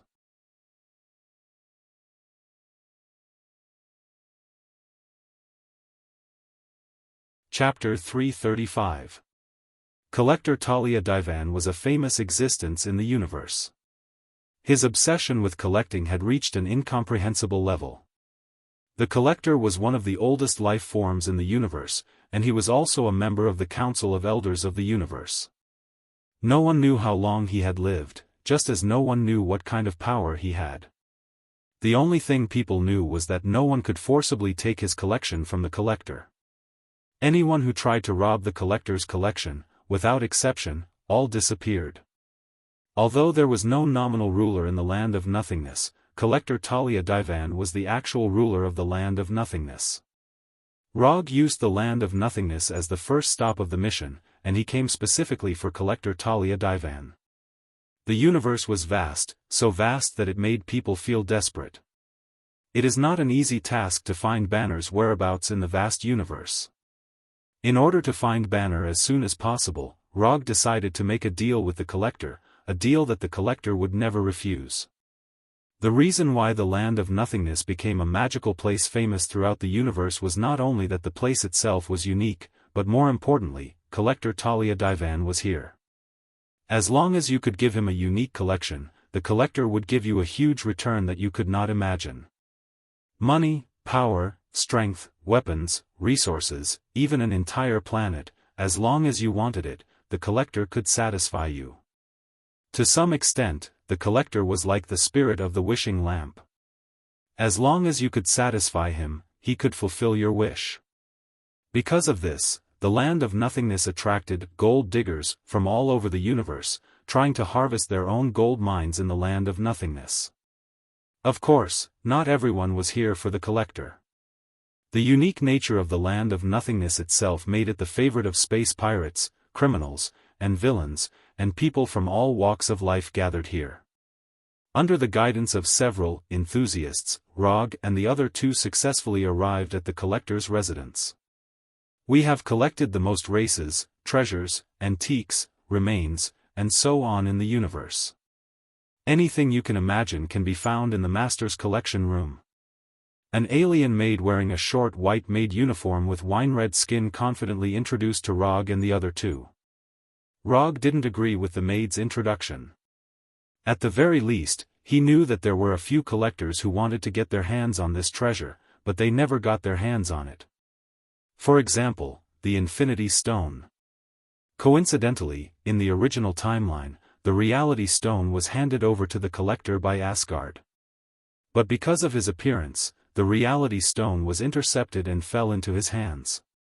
Although he came to do business with the Collector, he had no intention of handing over the Reality Stone. If he wanted to impress the Collector, other things besides the reality gems would also work. For example, the Northern Cold Saber that was modeled after the Black Death Sword, which was Xiao Hei. Or maybe he was the only one in the entire universe who could make ninjutsu bullets. The key to moving collectors had never been their value, but whether or not they were rare enough. Now, let us welcome the great Collector, Talia Divan. The maid who led the way used exaggerated movements and tone to introduce the Collector to Rog and the other two. Following the maid's voice, a middle-aged man with a head full of white hair and strange clothes slowly turned around and walked in front of Rog and the other two. TSK, let me see, 3 rare earthlings. The Collector Talia Divan glanced at Rog and the other two. He then took off his strange glasses and focused his gaze on Rog. When the Collector said rare, he didn't mean that earthlings were rare, but that earthlings rarely appeared in the universe. Not to mention intergalactic voyages in the universe, the Earth civilization couldn't even travel to planets in a reliable way. Therefore, to other space civilizations, earthlings who hadn't mastered the technology of intergalactic travel were considered to be a backward civilization. Because of this, earthlings rarely appeared in the universe. I wonder what kind of collection you 3 rare earthlings have brought me. If it's too ordinary, I'll be angry. The Collector's mental state seemed to be a bit abnormal, but this was his normal state. I believe you will like this. As soon as the voice fell, Rog took out a rectangular box from the summon scroll. Whether it was Blackie or ninjutsu bullets, Rog didn't plan to trade them. Although Blackie is unique, he doesn't have the habit of trading his partners. And ninjutsu bullets may not be enough to tempt the collector. After all, ninjutsu bullets can be mass-produced. In order to impress the collector and successfully obtain information about Banner, he deliberately spent 20 ninja coins and exchanged a branch of the god tree from the system. When Rog opened the metal box and took out the branch of the god tree that was more than 1 meter long, the collector's face suddenly changed, and his right hand reached out uncontrollably to the branch of the god tree. Before Rog could introduce the branch of the god tree in his hand, the collector grabbed it and carefully looked at it. It wasn't until 2 or 3 minutes later that the collector reluctantly looked away and slowly said, "What kind of plant is this? Where did you get it?" "I can only tell you that this is a special tree called the God Tree. This is a branch of the God Tree that I got by chance. As for the rest, I have no comment." Although facing the collector, who is famous in the universe, Rog still has no intention of revealing his secrets. He came here to make a deal, not to make a confidant. "Tell me, what do you want to exchange this branch of the God Tree for, wealth or power?" The collector looked at Rog with a serious expression and said, "That's right." Since Rog doesn't want to say it, he won't force anything. He is a collector, and collecting rare existences is his interest. He is not interested in secrets. "I want to know the whereabouts of this person, or the whereabouts of this group of kidnappers." Rog handed the tablet that he had already prepared to the collector. "No problem, I will give you accurate information in 7 Earth days." The collector didn't take the tablet handed over by Rog, but let the maid next to him take it. Except for those rare existences, he doesn't want to take anything. Although the collector doesn't know who Rog is talking about, it won't be a problem for him. Even if the person Rog is looking for is one of the 5 gods of creation of the universe, the collector will give him accurate information. It's just that the time needed for the investigation is not as simple as 7 Earth days.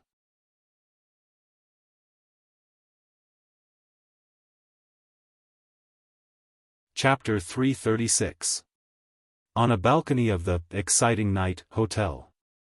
Exciting Night is a famous hotel in the land of nothingness, famous for its all-inclusive services. As long as you can afford it, you can not only spend any exciting night you want here, but you can even spend an exciting life here.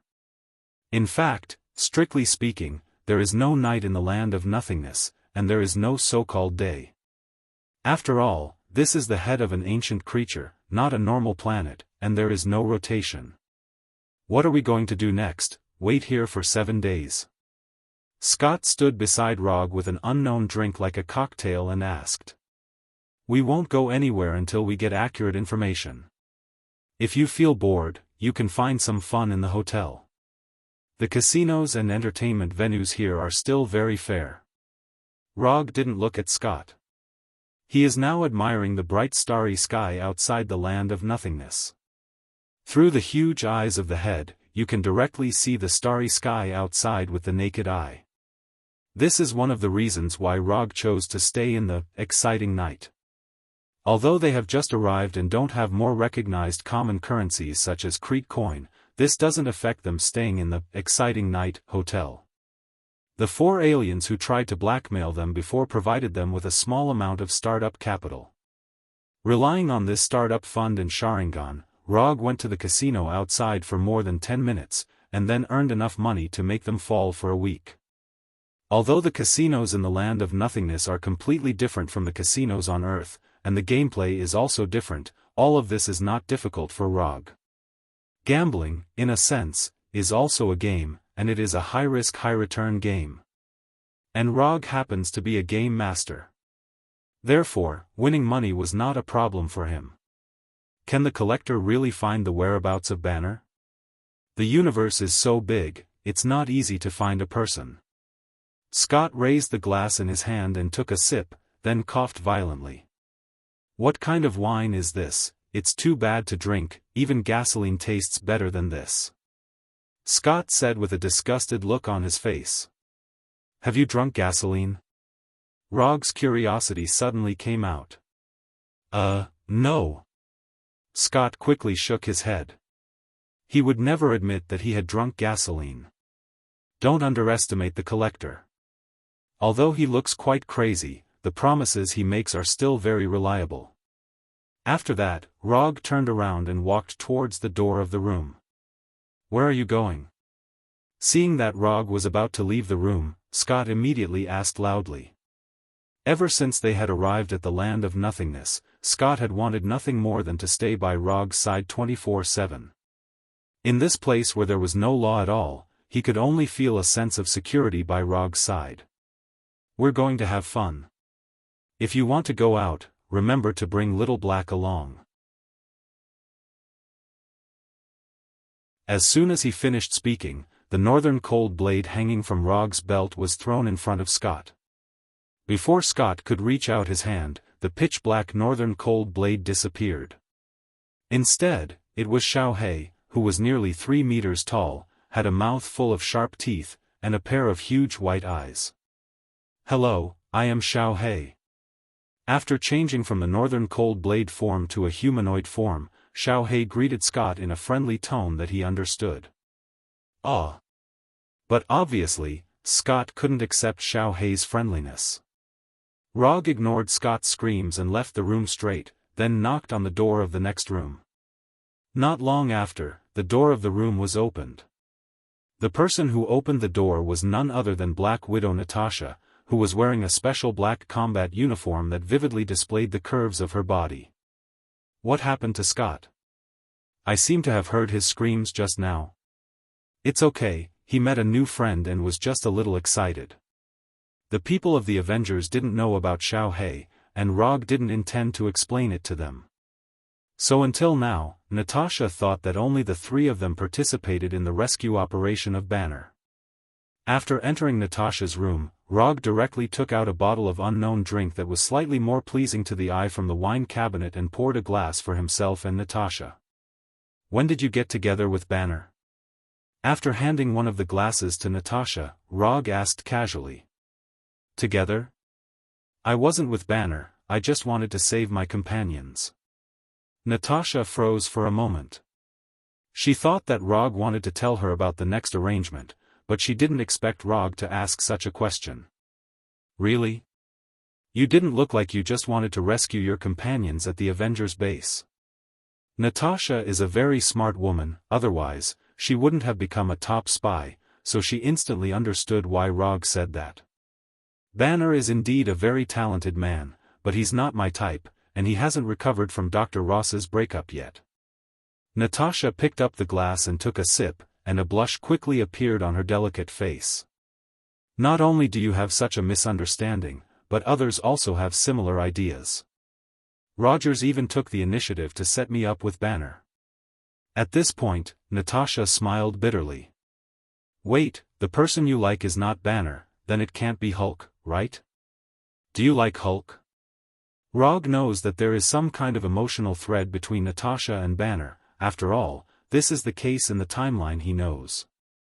But now it is clear that the development of things is completely different from what he remembers. Natasha doesn't like Banner, but she likes Hulk. This development trajectory is a bit out of the ordinary.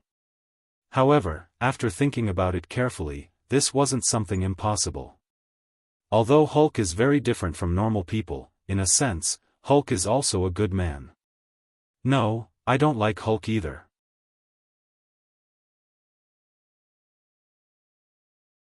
Also, put away those dirty thoughts in your mind. Natasha is worthy of being an experienced top spy. Although Rog hasn't said anything yet, Natasha can see what he is thinking at a glance. Ahem, I'm a gentleman. I won't have any inappropriate thoughts. No, you don't like Banner, and you don't like Hulk, then why are you so nervous?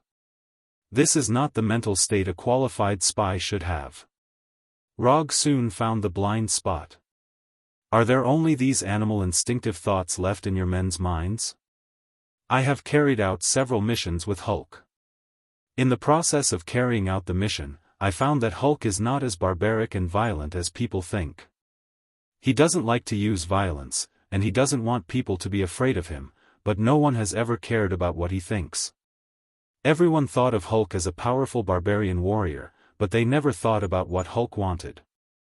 Hulk is lonely, he also wants friends, he also wants someone to really care about him, not treat him as a weapon, a tool. Hulk has mentioned you many times in front of me. He said that you are his friend. You will eat barbecue with him. You will teach him fighting skills. He said that you will teach him a top martial art called Hashiman Tonku in the future.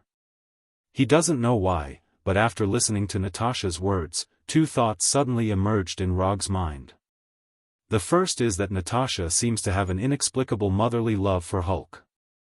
The second was that Hulk, this little guy, actually really remembered what he had said before. After the commission is completed, he will try to teach Hulk the Hashiman Tonku. Since Hulk regards him as a real friend, Rog will naturally live up to Hulk's expectations. And he also wants to see if Hulk, who has practiced the Hashiman Tonku, can kick out the legendary ending.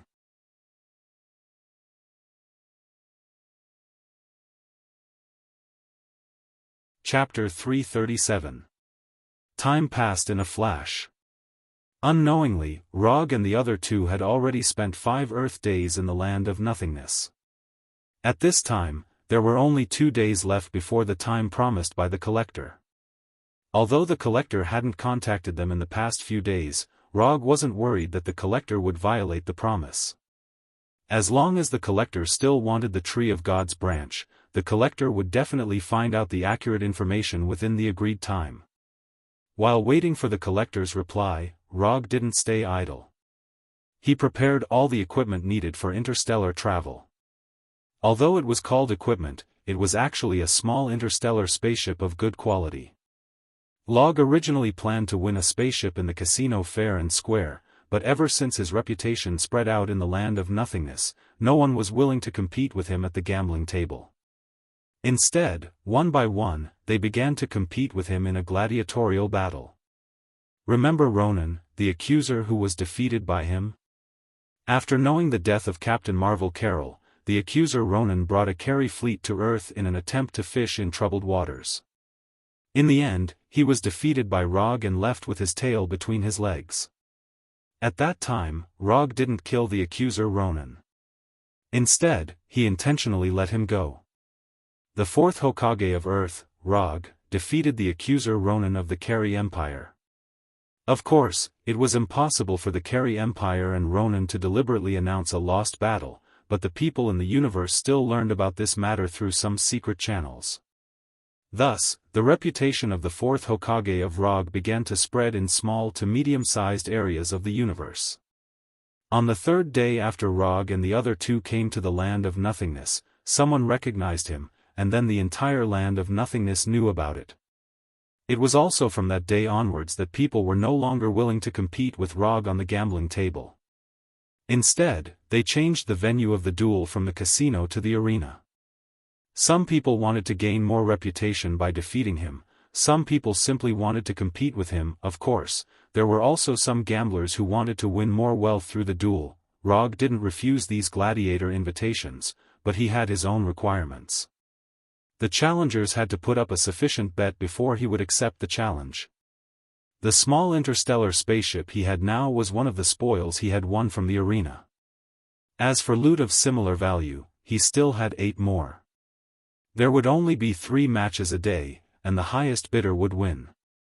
This was the second rule of Rog's gladiator fights. In these 3 days, he fought a total of 9 battles and won all 9 battles. None of the 9 matches lasted more than a minute. The one with the best result lasted until 52 seconds.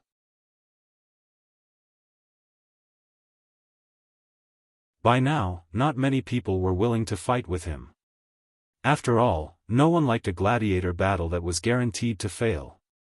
Are you still going to the arena today? After witnessing Rog's heroic fighting style, Scott fell into a state of blind worship for Rog. Now, he even began to consider whether he should leave the Alliance and join Konoha after returning to Earth. I don't think so. So far, I haven't received any gladiator invitations. Rog lay on the sofa on the balcony and answered casually, his eyes still looking at the bright starry sky outside. Can I ask you something? Scott got rid of Xiao Hei, who was frantically ravaging his hair, and asked Rog with difficulty. What do you want to know? Have you been sleeping in the room next door for the past few days? I heard that Agent Romanoff and Dr. Banner are a couple.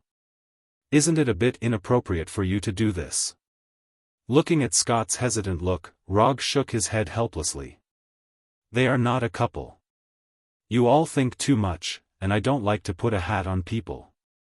If it was someone else, Rog wouldn't bother to explain. But since Scott had such a question, he didn't mind explaining it for the sake of his current teammate, lest Scott have any bad associations. Really, then there's no problem. But speaking of which, Agent Romanoff's figure is really... Before Scott finished speaking, Rog grabbed his shoulder and flew straight into Xiao Hei's arms.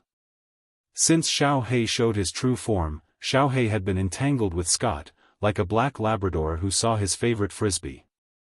Xiao Hei, let go of me, I'm warning you, let go of me quickly, damn it, put your tongue back, stop licking my head. Scott had tried to become smaller or bigger to get rid of Xiao Hei's ravages, but unfortunately, all his resistance failed. Just when Rog thought that today was going to be so dull, there was a sudden noise on the street outside the hotel. In the land of nothingness, fighting in the street was not uncommon. Especially near casinos, bars, and other entertainment venues, this kind of thing was even more common. But this time, Rog's eyes were on one side of the battle. There was a raccoon holding an energy gun and screaming crazily, and a treant that was several meters tall. It can't be such a coincidence, right? After seeing the raccoon and the treant, Rog's eyes quickly swept through the surrounding crowd, trying to find several other familiar figures. But unfortunately, except for the raccoon and the treant, he didn't find any other people in his memory. The genetically modified raccoon, Rocket, and the treant of the giant flower god clan, Groot. Xiao Hei, look after Scott and Natasha, I'm going out. As soon as his voice fell, Rog used the body flicker technique to leave the balcony of the room, and his whole person disappeared completely. In just a moment, he came near Rocket and Groot. You bunch of waste monsters, listen to me, this guy is my prey. If you don't want to die, get out of my way. Rocket pointed his gun at a person in front of him and said in a fierce tone. I'm Groot. Groot, who was standing on top of Rocket, also made a boxing pose and echoed in a low voice.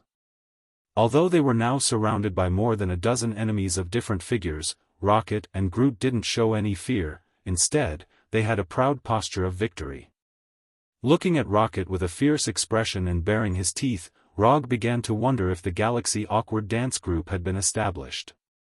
In the timeline in his memory, the Galaxy Awkward Dance Group should have been established at this time, but they haven't successfully obtained the advanced achievement of Awkward Dance Saves the Universe. However, judging from the performance of Rocket and Groot at this time, the Galaxy Awkward Dance Group didn't seem to have even a shadow. Although Rog didn't know who the prey Rocket was talking about was, he was sure of one thing, that is, Rocket and Groot were doing the work of bounty hunters.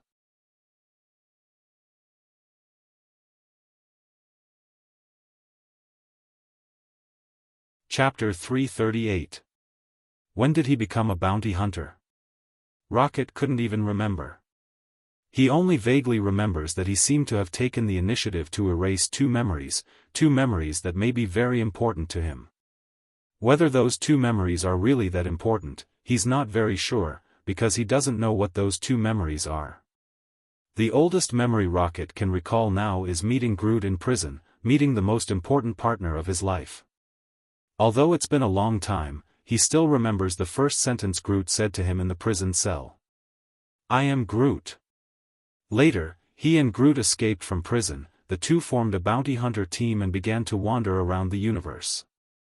Recalling the days when he wandered around with Groot, Rocket's ferocious face showed a trace of gentleness. But this gentleness came and went quickly, without waiting for the surrounding enemies to answer. Rocket pulled the trigger and released a torrential rain of bullets. Da-da-da-da-da, the energy gun in Rocket's hand is not an ordinary weapon, but a killing weapon he carefully modified. Not to mention that the ones surrounding them are just a group of low-level villains. Even if they are standing in front of the elite soldiers of the Carry Empire, Rocket is confident that he can quickly eliminate them in a short time. No one thought that this 1-meter-tall raccoon would be so violent, not caring about the surrounding crowd and shooting without any hesitation. The already noisy environment became even more chaotic. Gunshots, screams, and wails rose and fell one after another, forming a different kind of music. The moment Rocket fired, Rog decisively used the body flicker technique to retreat a distance to avoid being shot. While Rocket was shooting wildly, Groot didn't stay idle. The branches turned into hands and quickly extended to attack the enemy behind Rocket. Rocket is responsible for the frontal attack, Groot is responsible for the support. With amazing tacit understanding, Rocket and Groot didn't say a word and instantly played a superb cooperation.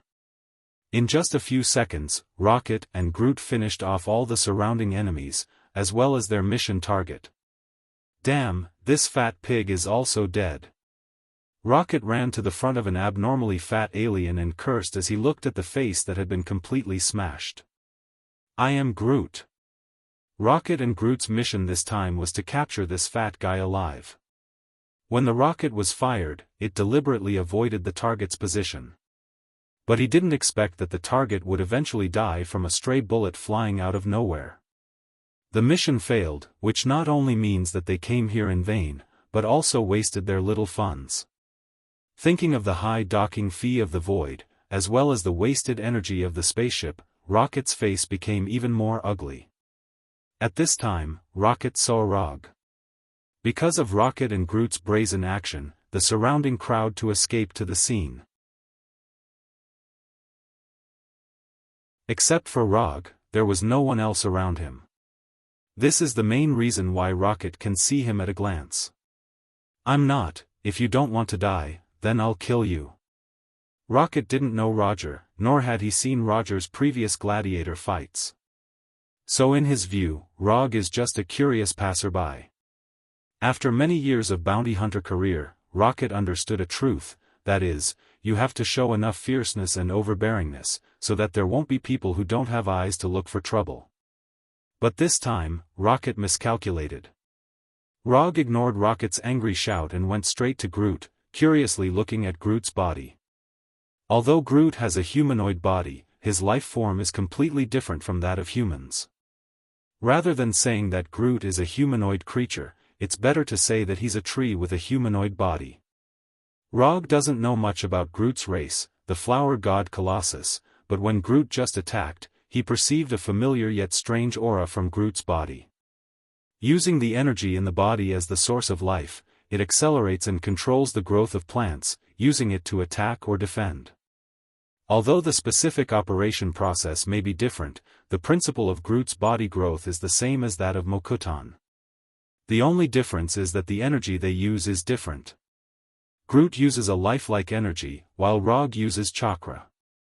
This is simply a living Mokutan with self-consciousness and life. The more he looks at Groot, the more Rog feels that Groot is similar to Mokutan. Hello, my name is Rog, I'm a ninja from Earth. Looking up at Groot's face, Rog introduced himself. I'm Groot. For some reason, Groot also has an inexplicable sense of familiarity with Rog, who suddenly appeared, as if he met a member of his clan. Nice to meet you. After that, Roger reached out his right hand and shook hands with Groot, who was squatting down. I'm Groot. Although he has a universal language translator, Rog can't understand Groot's words at all. The universal language translator he is now carrying is a product of the Carry Empire. It can only translate the language already recorded in the Carry Empire's language library, and the language used by Groot is not in it. Just as Rog was thinking about how to communicate with Groot, Rocket's voice sounded again. Boy, I'm warning you for the last time, get out of here immediately, or, Rocket didn't say the rest of the words, he just loaded the energy gun in his hand again. Gotcha. The crisp sound of loading sounded, Rog's face suddenly became a little dissatisfied. He can understand Rocket's arrogant attitude, but taking the initiative to provoke him again and again, this is a bit unreasonable. What if I don't? Rog turned and looked at Rocket not far in front of him and said with a look of dissatisfaction.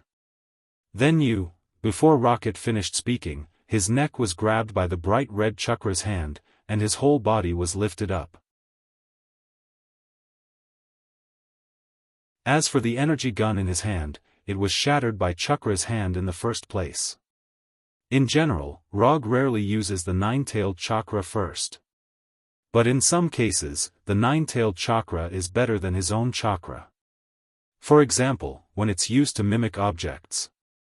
After seeing Rocket being lifted up by the blood-red chakra's hand, Groot hesitated for a second or two, and then his huge right fist directly smashed towards Rog in front of him. Although Groot felt an inexplicable sense of familiarity from Rog, compared to the safety of Rocket, this is nothing. Groot's attack can't be said to be slow, but Rog's counterattack is faster. Would release Great Forest technique. Rog's right hand's 5 fingers instantly turned into wooden vines, like 5 vipers attacking their prey. They instantly knocked Groot away and firmly tied him up. What's going on? After seeing Rog's 5 fingers turned into wooden vines and flew away and tied up Groot, Rocket's face was full of disbelief. He couldn't believe what he saw in front of him. I'm Groot.